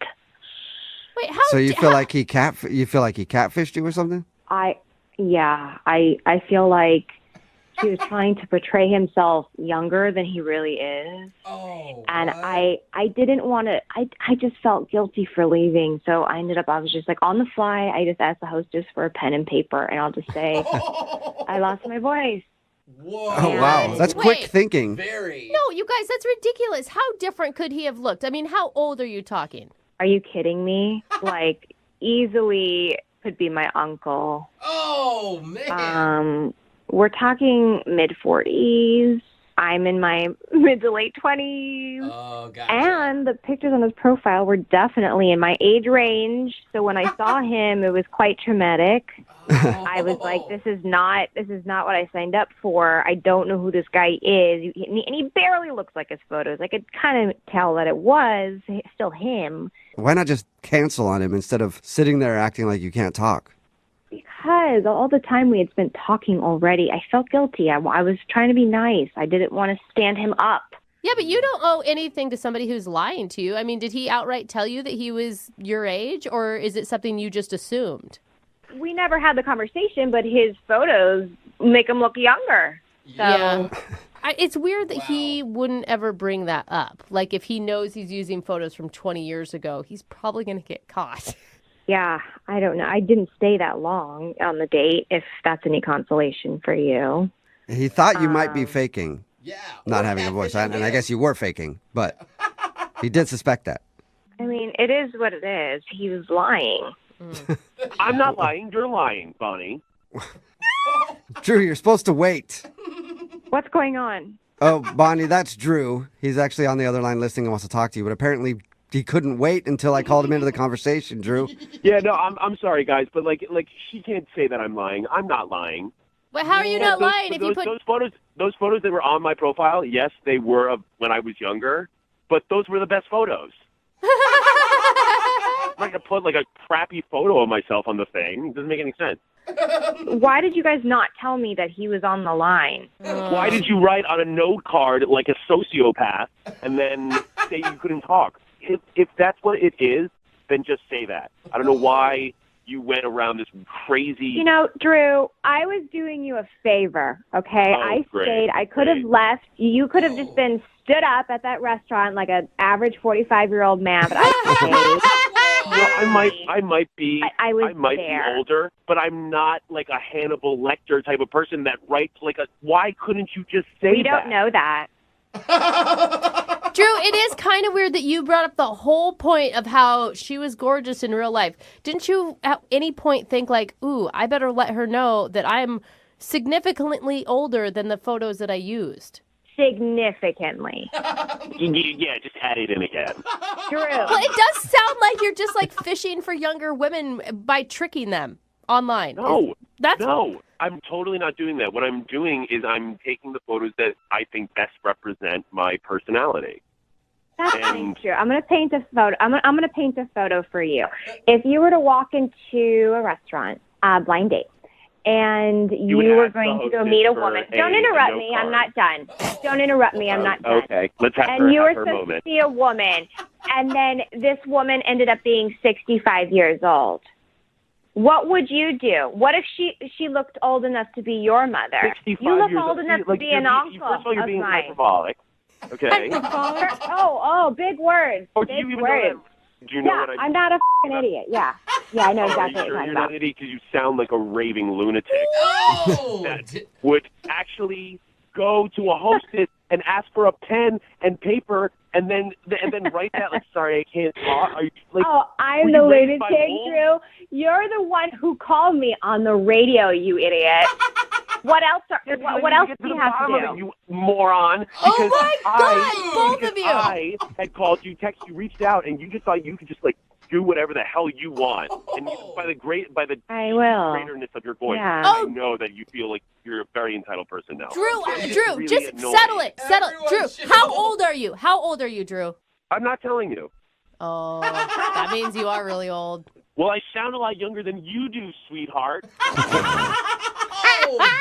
Oh, I think we have our answer here, Drew. I think you know why. I don't think we have our answer because you two sound like there's a lot of passion, and I would love to see you guys go out on a second date. Bonnie, would you like a second date with Drew? We'll pay for it. Why?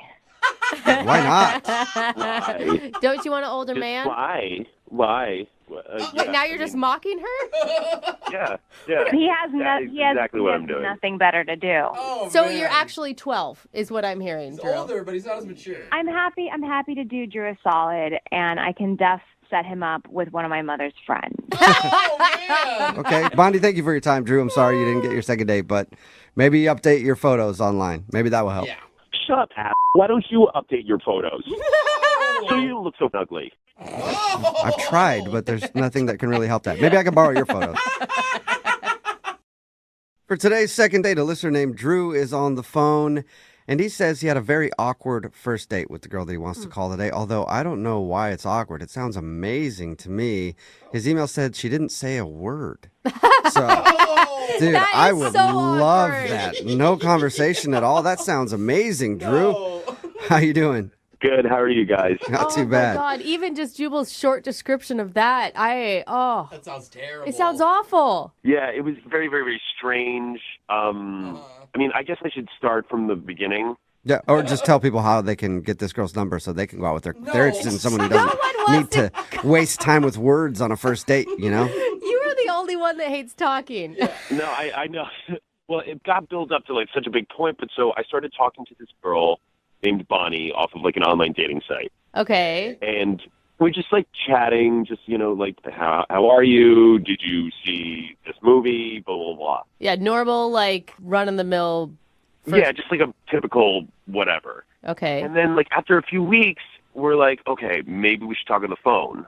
And nothing changed from, like, transferring it over from text to talking. Well, that's great. Yeah, so we decided to meet each other in person. We're like, okay, we need to just do this. We need to see each other, whatever. Yeah, what took so long? Why were you waiting so long? I don't know. Like, we just kind of, like, you know, scheduling conflicts. I would be busy. She would be busy, you know. Okay, so you finally figured it out, and what did you do? Well, so we were like, you know, let's meet. And she texts me like an hour before we're supposed to meet up and says, oh my God, I'm so sorry. I double booked myself. I was supposed to do this thing for my job, and I'm sorry I can't meet up. I was like, okay, you know, like, no problem. So then we planned to hang out a couple of days later. And then she's like, oh, I'm so sorry. I'm sick. Wait, this is the second time she's bailed. Yeah. And I was like, you know, now it starts to sound kind of like a scam. Like, you know? Like she's just blowing you off and never actually wants to get together. Yeah, but then I'm like, if you want to blow me off, then just blow me off. Right, because she's investing a lot of time talking to you and texting with you. It's almost like you guys are in a relationship before you even went out on a date. Yeah, and, you know, I honestly was falling for her really hard. I was still, like, kind of in that, like, enamored phase. Like, I'll still have hope that she still wants to see me, whatever. And then we finally decide on a third time to actually go out on a date. And she shows up with this index card that says, I'm sorry, I can't talk. My voice is gone. Oh my So she, Oh my God, she actually showed up to your date and she couldn't speak. I've never. It was like a David Lynch movie or something. I just didn't know how to react to it. I was just like, what the? Yeah, why even show up? Well, I mean, she didn't want to cancel on him again because she's already canceled twice. I think that it's nice that she followed through, but she didn't give you a heads up before that? No, that's honestly, like if someone shows up with an index card, like that is the weirdest thing I've ever heard. Yeah. And the thing is that she's actually gorgeous. Okay. It's just this weird thing where, like, I just kept talking to, like, I tried to talk my way out of it. So your whole date was her sitting there and you talking to her, trying to have a conversation with. She would nod. And then I'd be like, well, don't you want to just, like, go home if you're sick or whatever the heck is going on right now? And then she wrote, yes, sorry. Oh. Okay. Well, I would think it's a good thing for you that she wanted you to know she was interested enough to still go on a date when she couldn't talk to you. Well, I mean, can't she just text me then? Why are we using index cards and wasting paper? Like, Obviously, she already canceled on you twice. If she cancels on you a third time, then you're going to think that she's lying or she's catfishing you, and you're not going to ever talk to her again. Of course she had to go out on the date. I'm not saying that she shouldn't have gone on the date, but, like, it wasn't enjoyable. I was just literally just blabbing, like, just on and on and on and on. Okay. Well, I don't so get why it. do you want to call her for a second date then? Well, the reason that I want to call her is because I don't know if she's telling the truth or not. Oh, you think that the index card was a lie? Yeah. Oh. Why do you think it's a lie? Why do you think she didn't want to talk to you? I don't know. I don't know. I think that she might be, like, hiding something. I have no idea. When's the last time you heard, well, I don't know if you heard anything, but when's the last time you guys talked or typed, whatever you do? Not since the date. I haven't heard from her. So you guys went from talking every day to absolutely nothing. Yeah, I don't know. I mean, like, whatever is wrong with her voice obviously has affected her texting. It's affected her texting fingers, too. She can't even type to you. I just want to figure it out. I just want to know. Okay. Well, play a song, then come back and call her and get your... Brooke and Jubal's second date update. You know, a lot of people bring things to a date, like flowers, candy, duct tape.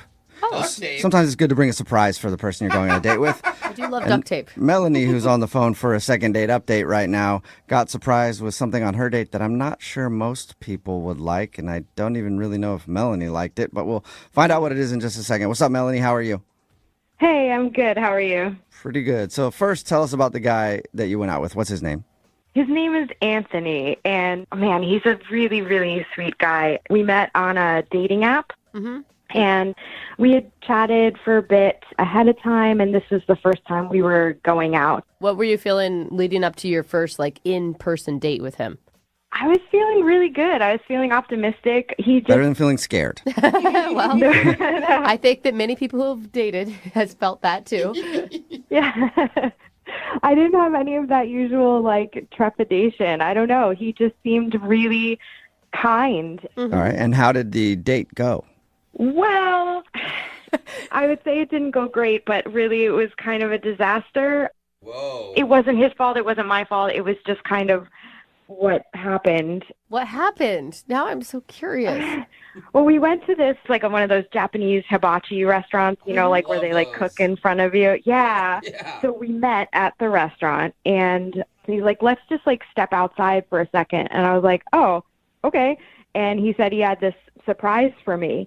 And I was like, oh, boy, maybe I was wrong about this not being weird. But we went outside, and he opens his jacket, and on the inside of his jacket, like sticking out of one of the inside pockets, there's a hamster. What? Yeah. Whoa, that's even weirder than duct tape. Wait, he brought a hamster to a hibachi restaurant? I know it sounds maybe like odd, but it was actually really cute. So the hamster's name is Einstein, and so I guess Einstein wasn't feeling well earlier that day. So he was like, I didn't want to cancel, but I felt bad leaving Einstein at home. And it was. How do you even know if a hamster's sick? Exactly. You got little hamster puke. I don't know. He wasn't running in his little wheel like he always does. That's what Anthony told me. And he's like, he just looked so sad. And I was like, oh, that's so sweet that you like were so in tune with your little buddy. Okay. So sick hamster, awesome points for him, apparently. Yeah, he was just being thoughtful. Okay. Did the hamster also get a table at the restaurant? Or Oh, man, with a little mini hibachi. We maybe kept him in the jacket. Good. Yeah, rodents in restaurants, usually not a good mix. I don't know. Kicked out. So what happened? Like, you said something terrible happened. Well, yeah. So we're sitting down, we're eating dinner. We're just having a really great time, really good conversation, great connection. And at one point, I just looked over and Anthony just looked really weird. He looked like something was wrong. I didn't really know what was happening. And he just leaned in and he whispers in my ear that Einstein is gone. What? Like he died? He wasn't in his pocket anymore. Oh, I thought like he knew that the hamster had passed on in his jacket. Oh, he's like, Yeah, so it broke my heart because, like, I obviously knew how much Einstein meant to Anthony. So he's terrified and he's, like, freaking out, but, like, trying to still be, like, cool and just, you know. Oh, my God. What did you do? You tell the waiter, I'm sorry, our pet hamster got loose in here. We didn't tell anybody at first because, like, we figured maybe we could just find him on our own and, like. Yeah, you don't want to tell everybody that there's a rodent running around in there and have them freak out. Yeah. So we didn't want to, like, let anybody know. So we kind of, like, started taking turns, like, kind of, you know, casually peeking under chairs and, like, wandering throughout the restaurant. Like, we ordered 2 extra desserts just to stay a little bit longer so we could keep looking. Man. Did you ever find Einstein? No. You never found him. We never found him. I mean, we probably looked for over an hour and a, like we were looking for a long time. What did he do? I mean, for a dude that would like his hamster so much, he'd take it into a restaurant if it had the sniffles. I'm sure he was beside himself that he couldn't find him. He looked so defeated. Like, it was like the saddest thing I've ever Yeah, he seen. lost his little buddy. Yeah. So how'd you guys end everything then? I didn't really know what else to do for him, so he just wanted to go home. So he left and I left, and I just... Wow. Yeah, that was just a little over a week ago now. And have you gotten any update from him if he did, in fact, call the restaurant or find Einstein or... I've been trying to contact him, and I texted him, and he just wrote back, no. Just one word, no. Nothing. All right. Oh. He's devastated. And did he respond to anything else, or is that all you've heard from him was just the no? That's all that I've heard from him, and I've tried to contact him again. Like, I want to be there for him because, like, I mean, even though I don't know him very well, like, we had such a great time leading up to that point. And I mean, I had never experienced anything like that before. I mean, as cute as it was obviously different. I had never had someone pull a hamster out of their pocket on a date before. All right, well, it we'll does. play a song and then come back and call him and see if we can get an update on the hamster and maybe get you a second date, okay? Okay, thank you. Yep, hang on. Moving 92.5. Brooke and Jubal in the mornings. Second date update. I'm calling today's second date update the curious case of the missing hamster. If you missed the first part, Melanie is on the phone and she wants to call a dude named Anthony.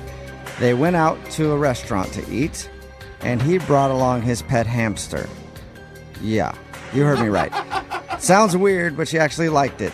But during dinner, the hamster escaped from his jacket and they could not find him in the restaurant. So there's a hamster named Einstein wandering around some hibachi restaurant somewhere, probably eating great, way better than he was before. I'm not going to hibachi anytime soon. Or go and make it more exciting, you guys. And she hasn't really heard from Anthony since that date, other than when she texted him to ask if he found Einstein, and he just responded no, and that's all she's heard from him. So we're about to get him on the phone and find out if she can get another date, but more importantly, no disrespect to you, but I just want to see if Einstein has been found. If not, then I'm going to start writing a new Netflix documentary. I hope that he gets found as well. I hope that there's going to be great news from Anthony. But don't you think, I mean, it's been a week. I understand that this guy's upset, but I also feel like he should thank you for all the time and effort you also put into looking for this hamster. I'm just trying to think about if it was me and you're grieving, you're upset. So I'm just trying to let him have his space that he needs. But I just do want him to know that I'm here to support him. Okay. All right, here we go. Well, I'm going to dial this phone number right now, okay? Okay. Maybe the hamster answers the phone. That'd be awesome. Well trained. All right, here we go.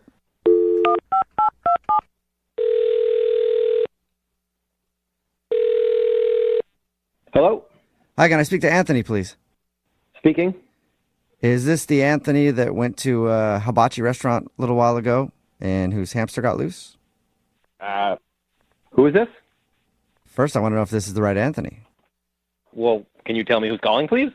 Sure. This is Jubal from Brooke and Jubal in the Morning. It's a radio show. Okay. Hi. Hi, how are you? I'm fine. Why are you calling about my hamster? Do you know where he is?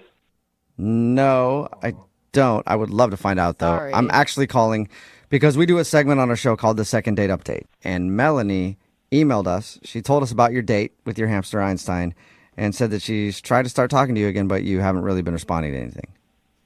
Yeah, I know Melanie. Wow. This sounds like you don't like Melanie. Well, she's the reason why my hamster got loose in the first place. So Really? She's the reason because she said you took the hamster in your coat pocket to a restaurant. It sounds like maybe that decision is the reason. that is not the reason. I have taken him plenty of places before that, and he's always been fine. I was having dinner with Melanie, and she is actually a pretty sloppy eater, and food was falling down on her lap. There were crumbs and pieces of rice falling onto the floor. And Einstein, which is my hamster's name, Einstein loves that stuff. I even said to her, I said, hey, be careful. You're spilling a lot. You're getting food all over the place. She's like, oh, it's fine. Don't worry about it. Whatever. And suddenly I look down, and now Einstein's gone. Whoa. Okay. Wow. Again, if your hamster can't control himself in a restaurant, then you probably shouldn't have brought him in a restaurant. I don't think that that's her fault still. So you blame her for your hamster being lost? Yeah, well, she never took responsibility for it.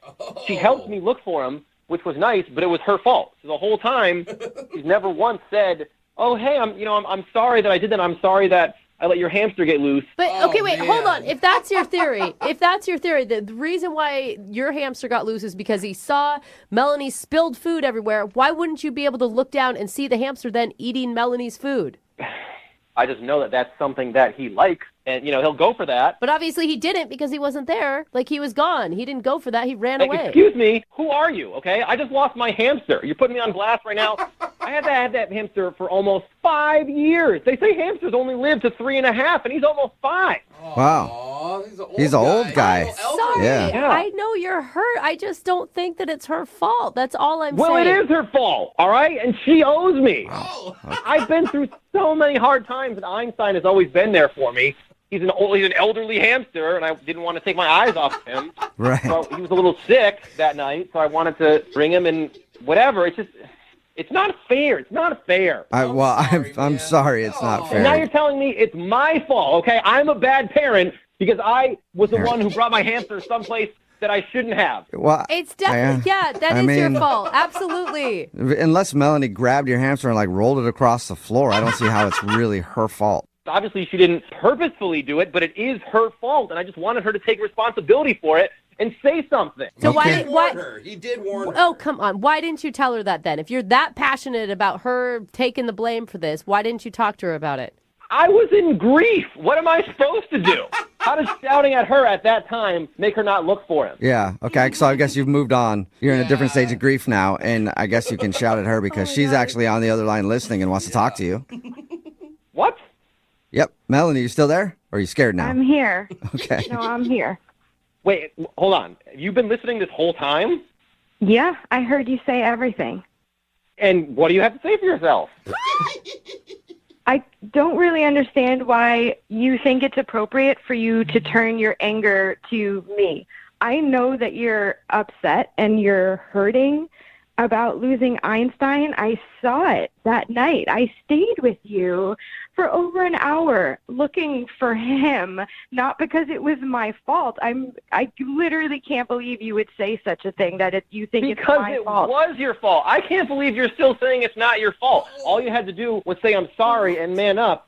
And say, it's my fault. Shouldn't have done these things. I'm sorry I did those things. But Anthony, take a deep breath because you sound crazy. So let's start there.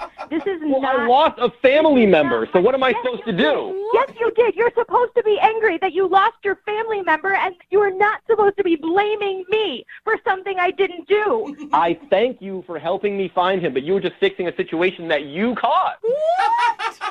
And then you didn't even text me later and say, I'm so sorry he's gone. You just said, oh, did they find him yet?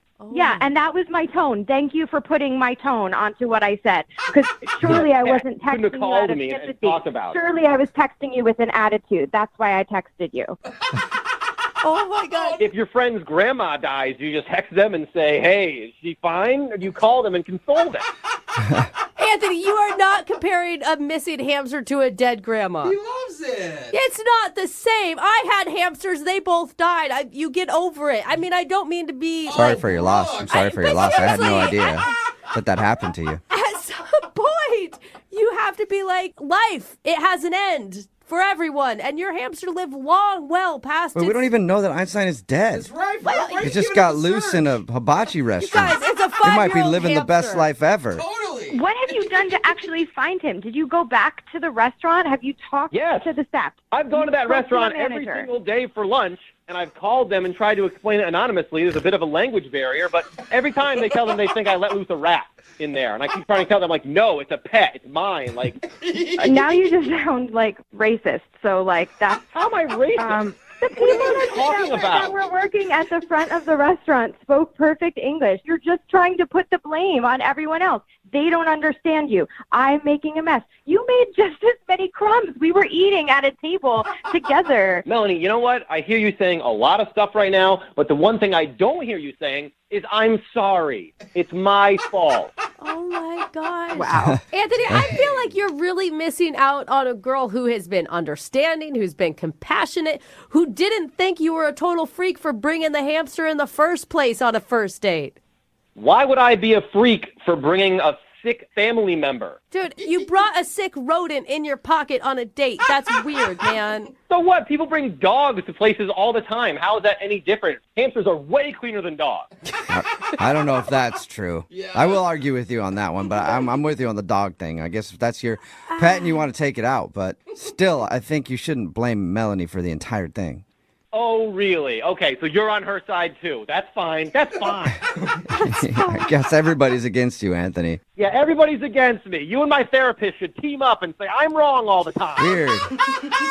You're in therapy, too, huh? Would not have guessed that. Learned a lesson. Maybe you learned a lesson that you shouldn't be bringing a hamster into a restaurant. Maybe next time I'll just be with a clean eater and we'll be fine. No. All right, dirty eater. Anthony. Well, you'll be eating alone a lot. Wait. We got to get an official answer. Anthony, would you like to go out with Melanie again on a second date? We will pay for it. Hard pass. I don't have any more hamsters I can afford to lose. And Melanie, I'm guessing you're not heartbroken about that now.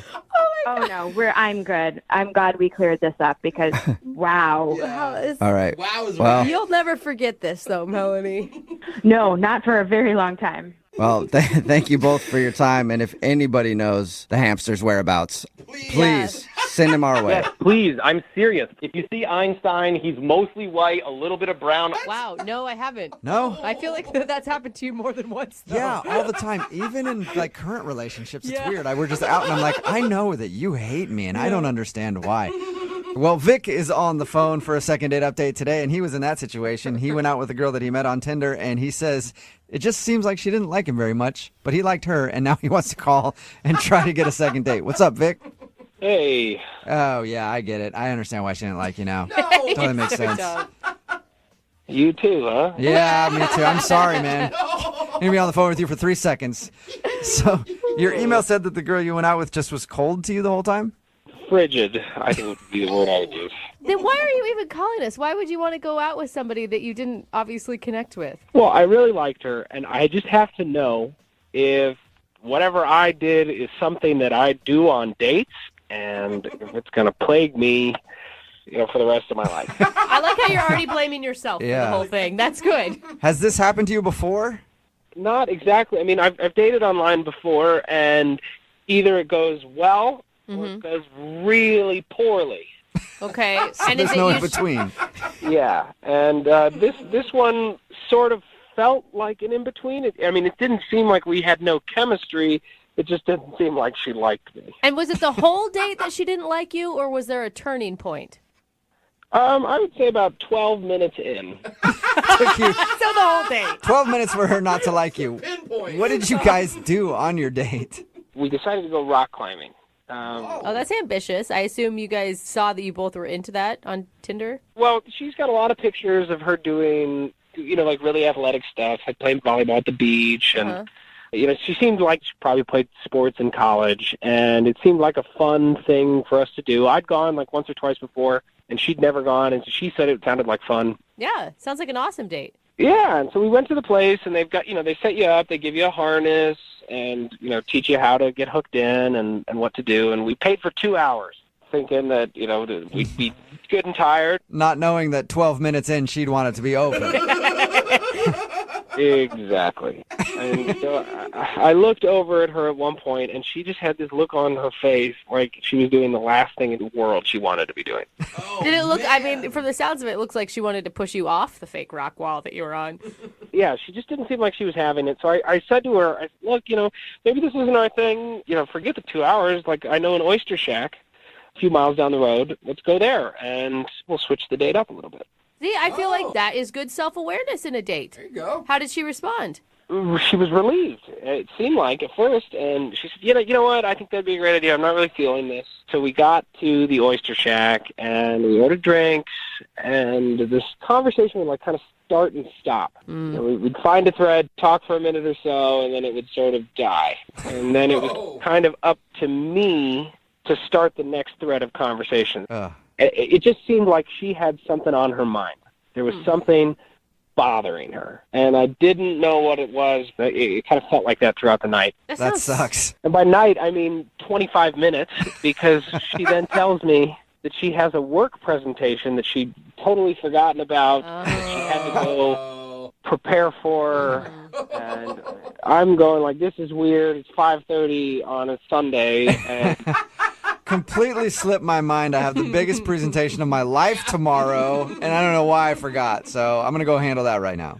and theoretically, I would like to give her the benefit of the doubt, because, if she really did have a presentation the next day, then, maybe that was why she was not having fun rock climbing, maybe why she couldn't really hold a conversation together. So That's true. She could have been preoccupied with trying to get ready for her thing and felt like she was kind of wasting time on a date at that moment.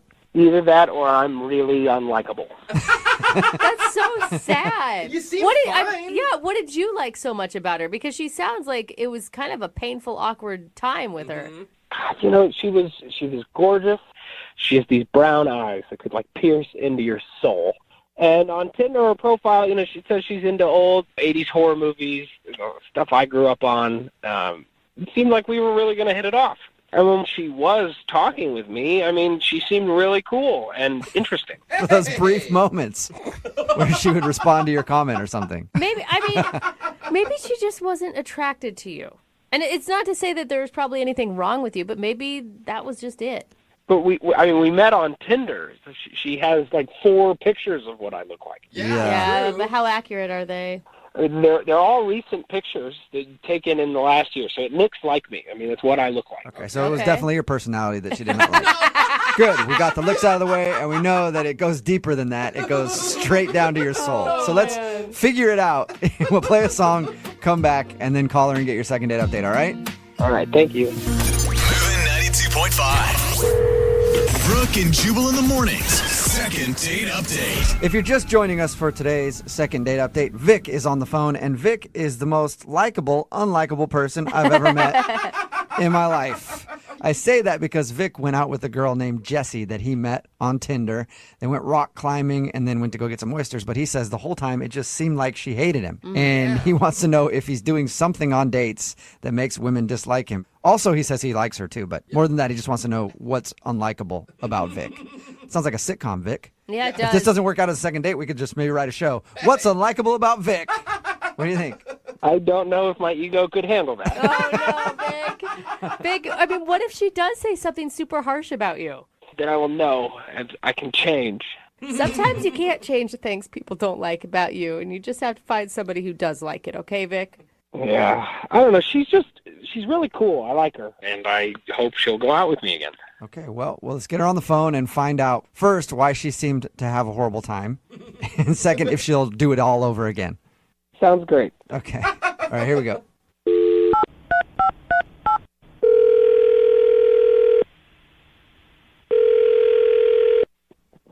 Hello? Can I speak to Jessie, please? Hi, speaking. Hey, Jessie, how are you? This is Jubal from Brooke and Jubal in the morning.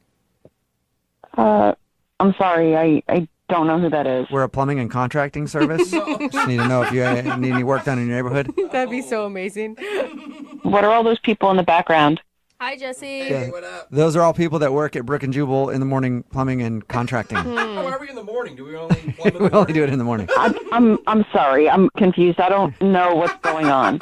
Brooke and Jubal in the morning is a radio show. And we're calling you today because we actually got an email from one of our listeners who wanted us to call you. Okay. His name is Vic. Oh. All right. That actually sounded kind of positive. Okay, well, we do a segment on our show called the Second Date Update. So Vic emailed us because he really liked you a lot and was hoping you guys would go out again. But since your date, you haven't talked to him. I don't think that's going to happen. You don't think going out with him again is going to happen? No. That's what is quick. it? So Vic says it seems like you had a horrible time the entire time on your date. Like there was just something about him that you didn't like. You know, it was a first date. It wasn't amazing, and it's not a big deal. But it's a big deal to him because he liked you a lot. Okay. So can you tell us, like, why didn't you like him? He said like 12 minutes into the date is when you started being cold towards him. Oh, he gave me 12 minutes? That's funny. No, it was way before that. Oh, wow. Oh, wow. You didn't even like him for 12 whole minutes, Okay. huh? No. How could he make you upset right away? Well, for starters, he looked different than his pictures. Really? He said all of his pictures were taken within the last year and looked just like him. Oh, well, sure, but in his pictures, he was clean-shaven. Okay. Oh. Okay, so he showed up sporting a beard or something, and you don't like facial hair. No, I'd be fine with a beard. He didn't show up with a beard. What did he show up with? He had a Hitler mustache. What? Like a fake one that you get at a costume store? No, like a real one growing out of his face. Like he grew it on purpose. Was it like to try to be ironic and hipster? And... You know, I don't care if he's trying to be ironic. No one should have that. Yeah, I agree. Except for Michael Jordan. For some reason, Michael Jordan can wear a Hitler stash, and it's okay. He's the only person in America that can do it. But Vic... It helps if you're a multimillionaire basketball star, Yeah, though. Like, that's true. Vic obviously couldn't pull off the Hitler stash. He didn't tell us anything about that. well, maybe for him that's normal, but it just doesn't work for me. But the thing is, okay, I can get where the mustache was a turnoff for sure, but that is something that can be easily changed. I guess, but it just gave me this bad first impression. Like I'm climbing up this rock wall and I look next to me and there's Hitler. Like, Yeah. God, no wonder you hated him. I could see how that'd be a little disturbing. yeah, disturbing is a good word for it. Did you ask him about it at all? I mean, I don't know No, how you I ask just, somebody. it's a first date. I don't need to ask about it. But then it just got worse. Like, How does it get worse than Hitler? Yeah. literally worse than Hitler. He kept like staring me down and being like, "Are you having a good time? Are you having fun?" And I'd be like, "Well, I'm trying to figure out how to climb this rock wall. I've never done that before, and I'm trying to figure out this difficult thing." And he's like, "You're not smiling. I don't think you're having a good time." I'm like, "Well, I'm trying to." It's like you were actually on a date with Hitler. You will have fun. Fun. You will have more fun. You're not having enough fun. Come on, man. So I can't believe that you left the gym and then went and got drinks with him.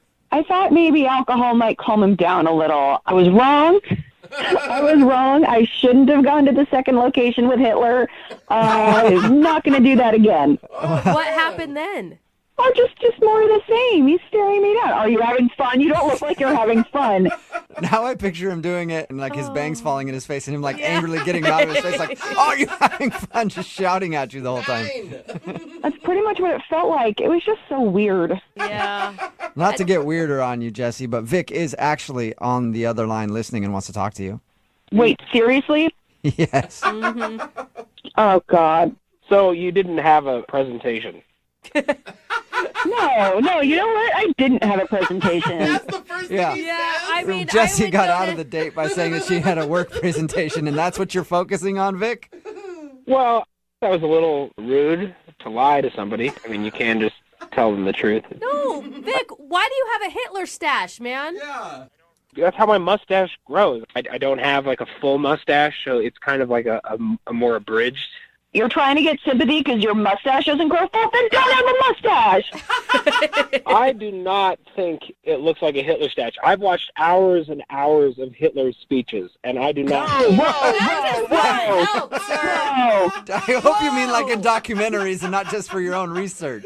Yeah, no, I was a history major in college. Okay, it's getting way worse. Start with that next time. No, I mean, I've seen a lot of videos of Hitler, about Hitler, and I don't. Whoa! Why have you seen a lot of videos about Hitler? Like, Jesse, didn't you hear me? I mean, I was a history major. I didn't go out of my way to watch Hitler videos, but I don't look. Yeah, like okay. that.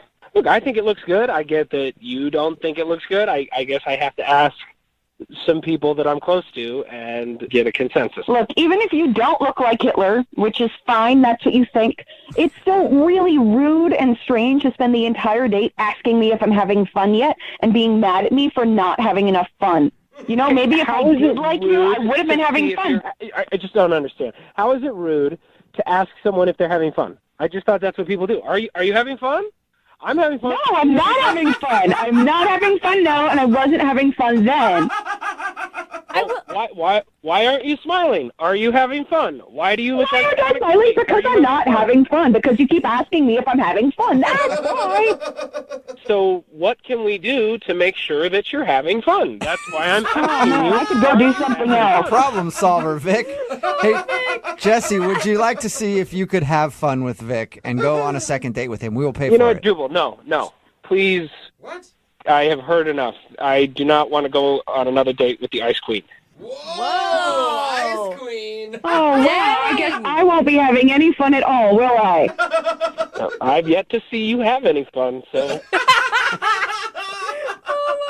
Am I done now? Do I have to keep talking to you guys? Can I hang up? Yeah, Jesse, that's fine. You can go. Thank you for your time.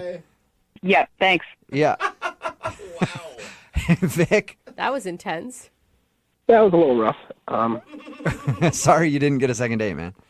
No, I'm even happier that I called now. Really? You know now. No, you need to shave that mustache off is what you need to do, Vic. I think you really have the wrong idea of what this mustache looks like. No. It's very professional. I can go out into the world. I think that if I was walking around with a mustache... Need LASIK? Trust the experienced team at the LASIK Center at Evergreen Eye Center. No glasses, no contacts, no limits. What will you do? LASIK at evergreen.com. Moving 92.5. Brooke and Jubal's second date update. The girl on the phone for a second date update today is shocked that a guy is not calling her back after he went on a date with her. Why? Because in her own words, according to her email, she has never been blown off by a guy ever. What? And that's why they call her Sure Thing Amanda. Sure Thing Amanda is on the phone with us. What's up, Sure Thing? I don't think that's what she Hi. Oh, she's fine with it. Okay, I lied. Do they actually call you that? I just made that up. No, but I'm fine with it. Okay. Okay. All right. Well, I'm just going to call you Sure Thing from now on. So you said that this is the first time you've ever been blown off by a guy and not gotten a second date. Yep, this is the first time. How is that possible? That's what I'm saying. I don't know how it's possible. No, that's not what I meant. I meant, how have you never been blown off? I don't know. It's just never had that happen to me before. So this must be a very confusing time in your life, and I'm sorry Yeah. about that, Amanda. Yes. Tell us a little bit about the guy that you want us to call today. What's his name? His name is Jimmy. Okay, Jimmy. So this is the story. So one morning I was getting coffee before work, and I left the shop, and some guy, ran outside after me, and he was like, "You forgot this." And I turned around, and he had a comb in his hand, and I was like, "What? That's not mine." And he was like, I know. I just needed something to get your attention. I just wanted to talk to you. Oh, okay. So it was a little trick to try to talk to you. So he showed you his Right. dirty, bacteria-ridden comb that he had in his pocket. Well, I thought it's funny. It was clever, whatever. Are you someone who often gets chased down in parking lots for dates? Not chased down, but, guys ask me out. Yeah. So, we got to talking, and he seemed cool, and that's when he asked me to hang out. And I said, well, I have work right now, but he asked for my number, so I gave it to him, and we texted for a few days, and Facebooked him, did the background check, all of that. Yeah. Right. So you did your due diligence to find out if he's a perv or not. Right, exactly. So he seemed cool, so we set a time to, hang out for a date, and we went to dinner. How was dinner? Was everything cool? Well, everything was good except for one part that was a little bit weird. I told him I used to be a dancer.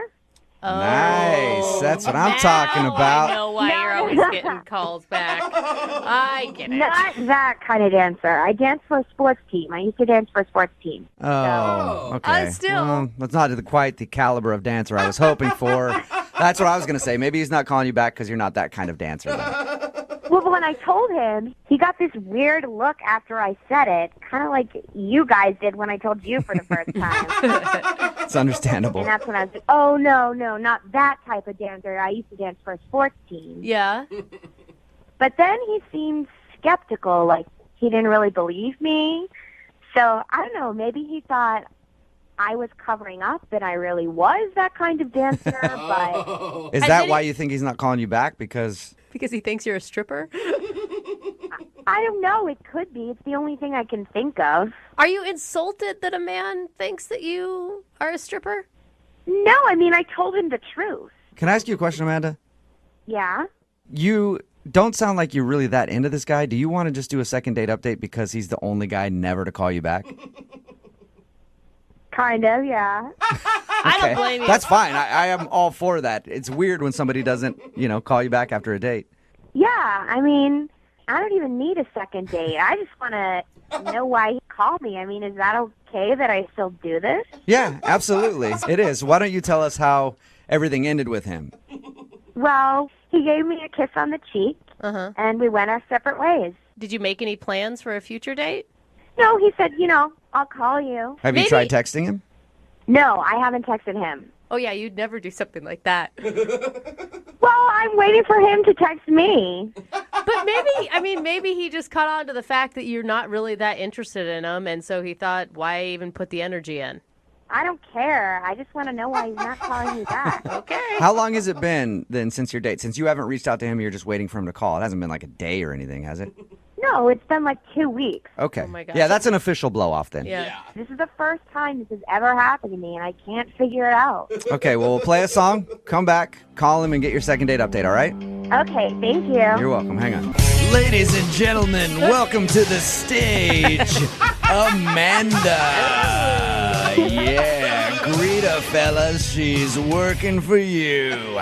She wants a second date update because the guy she went out with won't call her back, and she is so upset.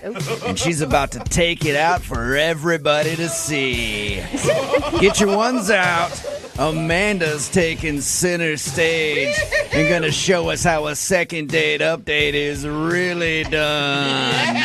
Isn't that right, Amanda? That's right. Yeah. Why am I introing Amanda like that? Well, because she's a dancer. Yeah. Unfortunately, she's not that kind of dancer. Yeah. But she thinks that the guy isn't calling her back because during their date, she was like, I'm a dancer. And then he gave her a weird look. Like you always hear when somebody just says they're a dancer, you're like, I know what that means. Uh-huh. And then she explained that she wasn't that kind of dancer, but she feels like maybe he didn't believe her. That's the only thing she can think of as to why he wouldn't be calling her back. She did also say that she's never been blown off by a guy before, ever. This is the first guy never to call her and ask for a second date.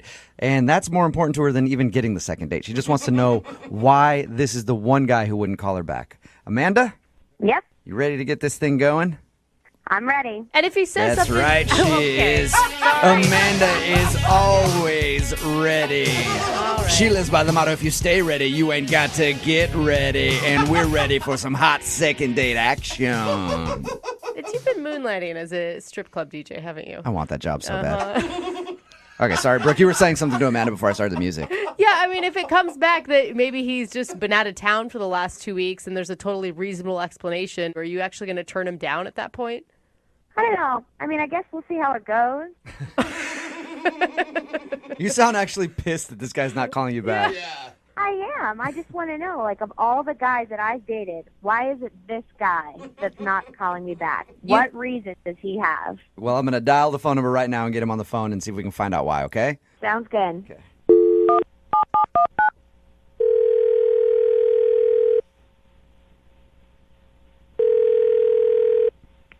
Hello? Hi, can I speak to Jimmy, please? Yeah, this is Jimmy. Hey, Jimmy, how are you? This is Jubal from Brooke and Jubal in the Morning. Who?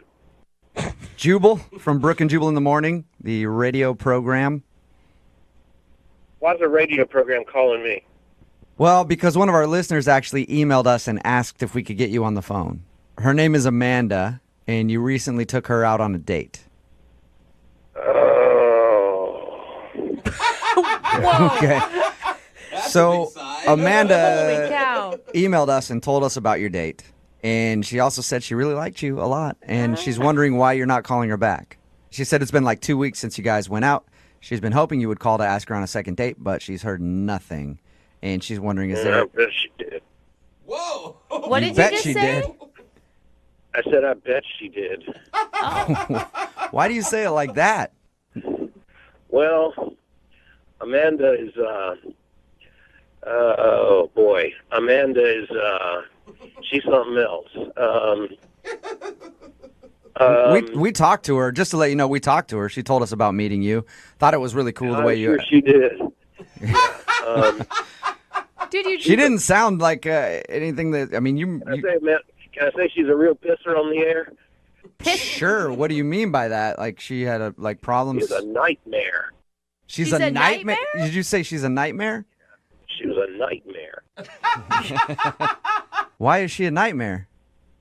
Well, what did she tell you? She just said you guys went out to dinner and had some good conversation, ended the date with a kiss on the cheek, and she was hoping to hear from you again. That's pretty much it. Yeah, well, okay. Amanda is a very attractive woman, but I could tell everything about her from her food order. What do you mean? Like she's a vegetarian and you just can't stand those people? Like I feel the same. Oh, it's a lot worse than that. Okay, well, what could be worse? So much worse. What did she do just ordering food that pissed you off enough to like call her a pisser or whatever? Well, let me give you a blow-by-blow description. She started off by asking for bottled water, no ice, and it couldn't be tap water. It had to be bottled. She explained all this to the waiter. Okay. Why is that so offensive to you, though? Oh, that's not offensive. That was just the opening salvo. All right. It got worse from there. Then she explained that she had certain dietary restrictions. Like, Couldn't eat any red meat. Okay. no gluten, no dairy, no fish that swim. What? But crab No are fish fine? that swim? I don't, like... Yeah, now let that sink in. So no gluten, no dairy, no fish that swim. She's a picky eater, obviously. Yeah, I even asked her, I said, what do you mean fish that swim?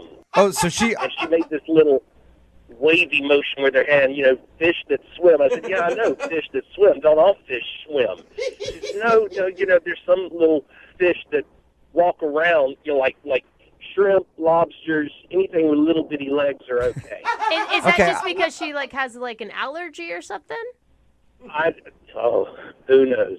I thought you were just saying it like as a figure of speech when you were talking fish that swims. I didn't realize that was the exact words that came out of her mouth. No, she actually said fish that swim. I was going to just take it at face value, but she went on to explain to me that fish that swim have a higher mercury content, and so if you eat fish that swim, you're slowly killing yourself. You sound really upset about this. I wanted to eat a whole fish right then. Okay, so is it... All right, so she's a picky eater. I've never heard the fish that swim thing before. Why not? Me either. Why not go out with her on a second date, though? Is that the only bad thing? Well, wasn't that enough? I don't know. I mean... This girl is high maintenance. Okay, It's a high maintenance issue. Can I ask, because I'm just curious, what did she end up ordering for dinner? I don't know, some sort of salad with water dressing. You know something about her? Water dressing? With water dressing. So we talked to her about your date, and she didn't mention her dietary restrictions. But she did also say you're the only guy that has ever not called her back for a second date. You know that? Yeah.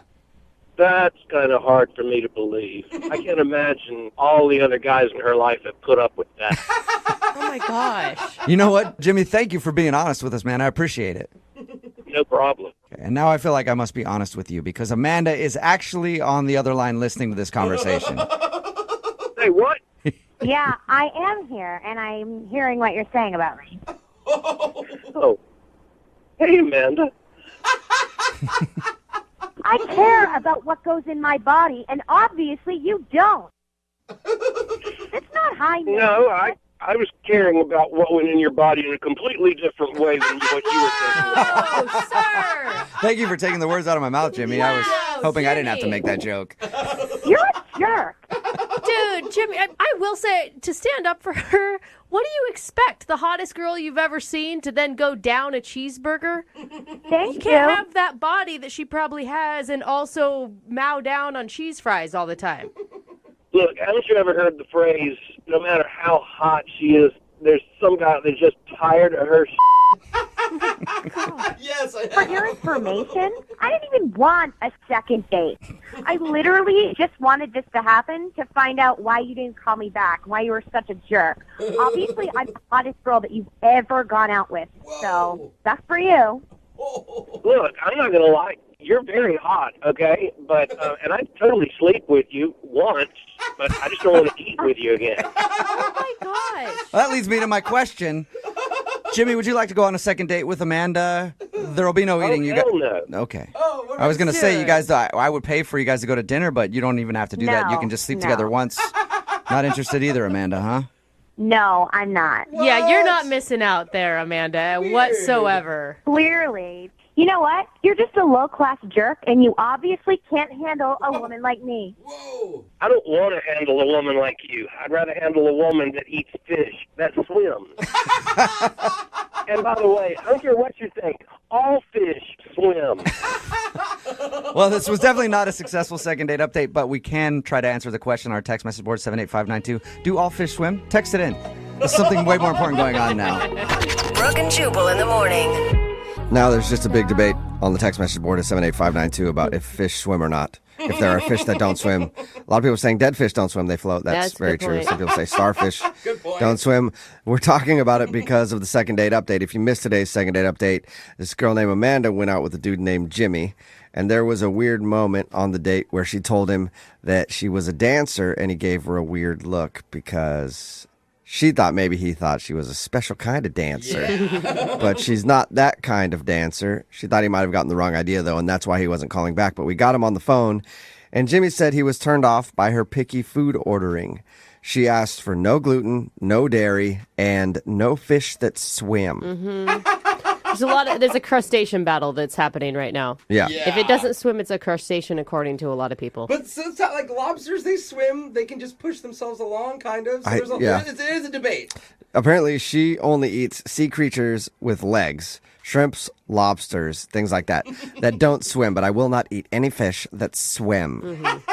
And Jimmy thought she was just too high maintenance and did not want another date with her. And he's Googling a lot of things about fish right now. Like, what? I mean, is she even right? Like, what's happening with these fish? But I understand that, not wanting to go out with someone who's that picky of an eater. You can't ever go anywhere. Or if you do go somewhere, it's just like, she's going to order a salad. Yeah. Every single time.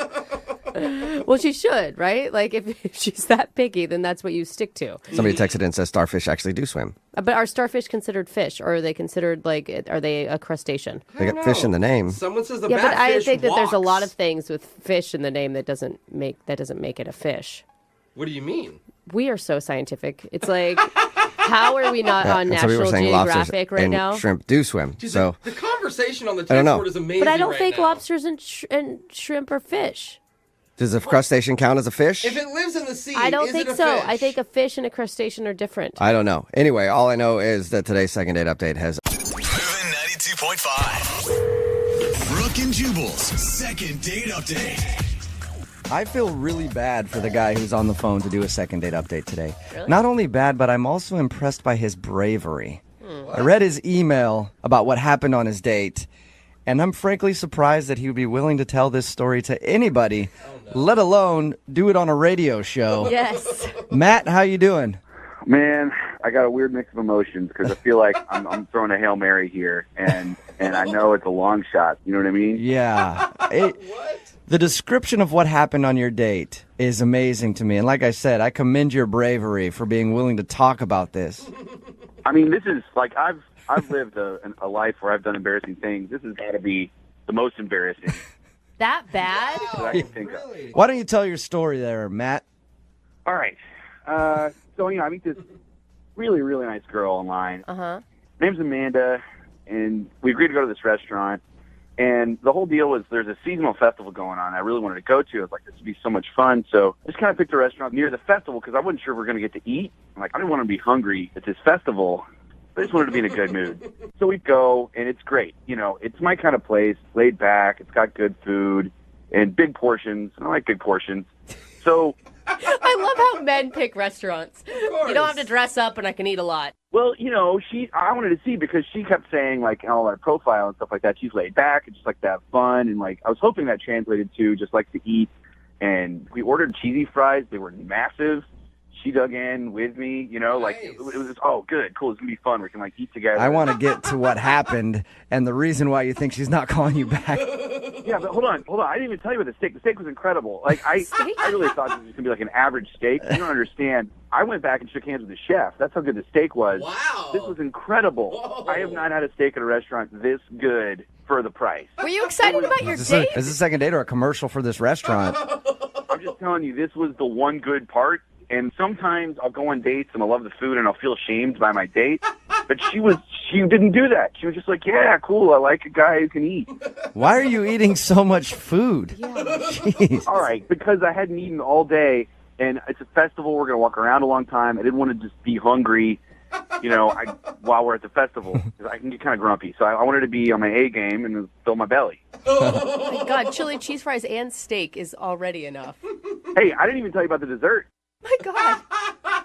So we get one of those giant, like, ice cream brownie sundae things. Oh, my And gosh. all I'm going to say, I know you don't want me to, like, go on and on and on, but, oh, my gosh, that whipped cream, it was like, I don't know. It was like there was a group of people in the back that were making it by hand, and that was their only job, was just to make this whipped cream. I mean, After reading your email, how in the world can you still be talking about the food with the situation that happened after you ate? I want to know what happened. You do want to know what I just need happened. to understand, like, I was so happy.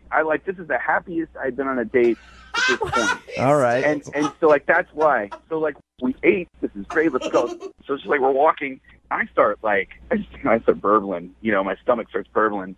I'm like, oh, no, I got to go. I should have gone. There's like we're kind of far from the restaurant now. Like, just like want to keep moving. And I didn't really want to say anything. You know what I mean? I just didn't feel comfortable yet saying, oh, I just got to drop a giant deuce, you know? So, like, yeah.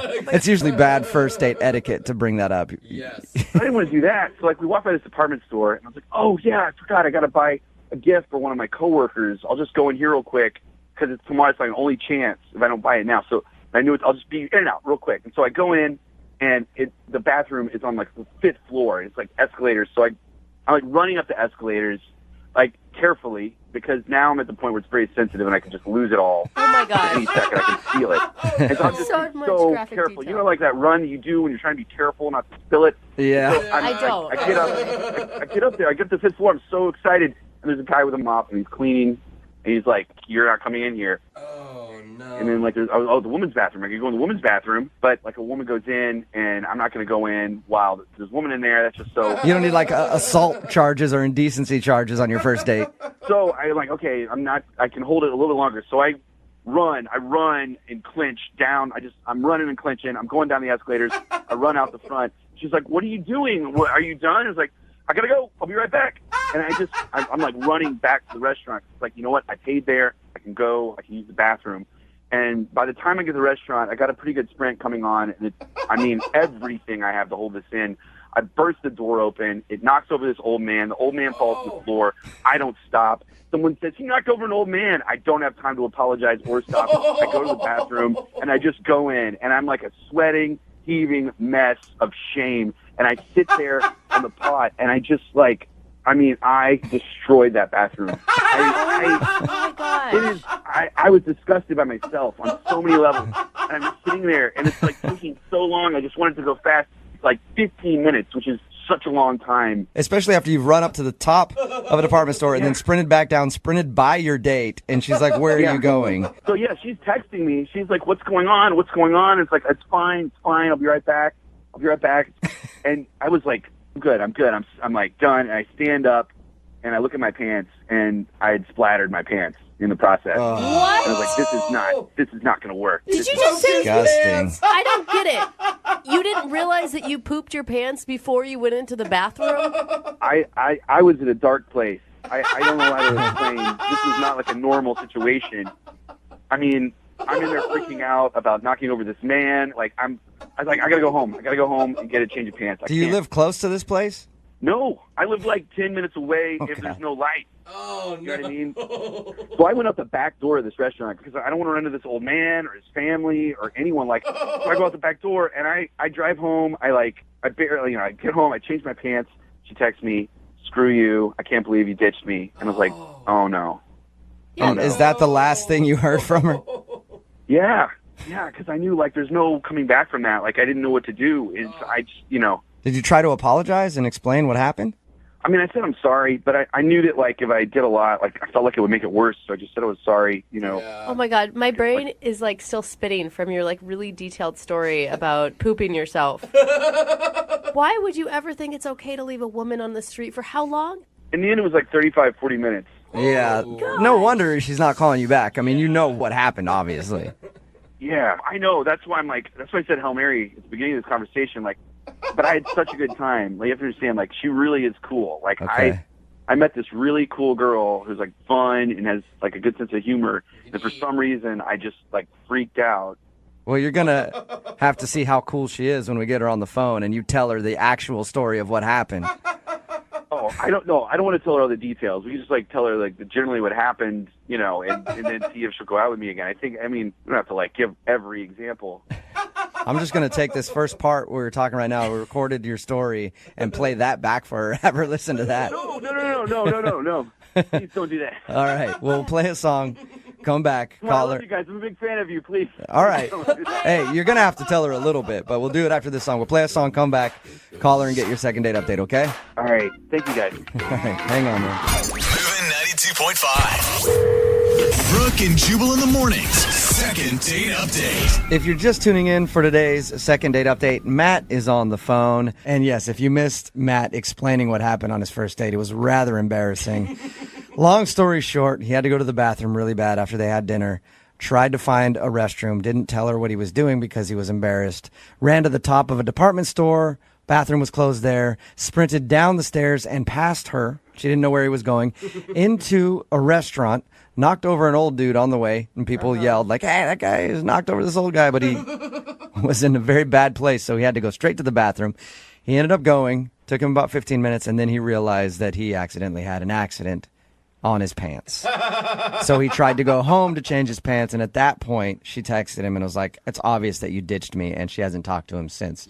We're about to get her on the phone and see if Matt can somehow salvage what happened and get a second date. Matt, are you ready to go? As ready as I'm going to be. Matt, you do realize the last image she has of you is you sprinting away from her on the street. It's not even that you just ditched her, you ran from her. Ran away from her. No, it's not good. It's the worst. It's the worst it could be. It really is. I don't know. I don't know. Yeah. Good luck to you, man. I don't know how you're going to get a second date out of this one. Especially when he's like, no, you don't get it. I pooped my pants. Don't worry. Yeah. Now It's not as bad. It wasn't you. It's just that I have no control over my bowels. Would you like to go out again and try this over? All right. I'm going to dial the phone number right now. Get her on the phone, okay? If you guys don't mind vouching for me that I'm a good guy, that would be great. Sure. I'll tell her we're longtime personal friends and that you're a great dude. You're such That a would liar. That would be amazing. Okay. I'm going to dial the phone number right now. Here we go.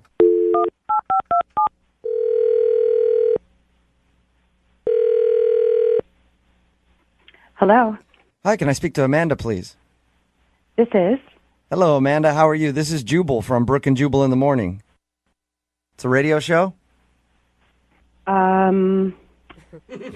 We host a morning radio show, and one of our listeners actually emailed us about you to see if we could get you on the phone. About me? Mm-hmm. It's called the second date update. Basically, if you go out on a date with somebody and don't call them back after the date, they email us to see if we can get you on the phone and find out what went wrong. I think we kind of know what went wrong on your date. But I could be wrong. The guy that emailed us, his name is Matt. He wanted you to call me? Yes, he did. I can't even imagine why. Yeah, he said that he really enjoyed your date. Well, that's pretty interesting, because he's the one that ditched me, so I'm not really sure. Amanda, what if I told you that he had a really good reason for having to leave your date? I don't think there is a good reason. There's pretty much nothing that could make me say, oh, that makes sense. Really? I think if you heard his story, you might actually be happy that he didn't come back to you. I can't even imagine that there is some excuse good enough for him ditching me, leaving me standing there by myself to find my own ride home. Well, why don't I let him tell you? Because he's actually on the other line listening and then wants to talk to you because he feels really bad about what happened on your date. Right now? Yes.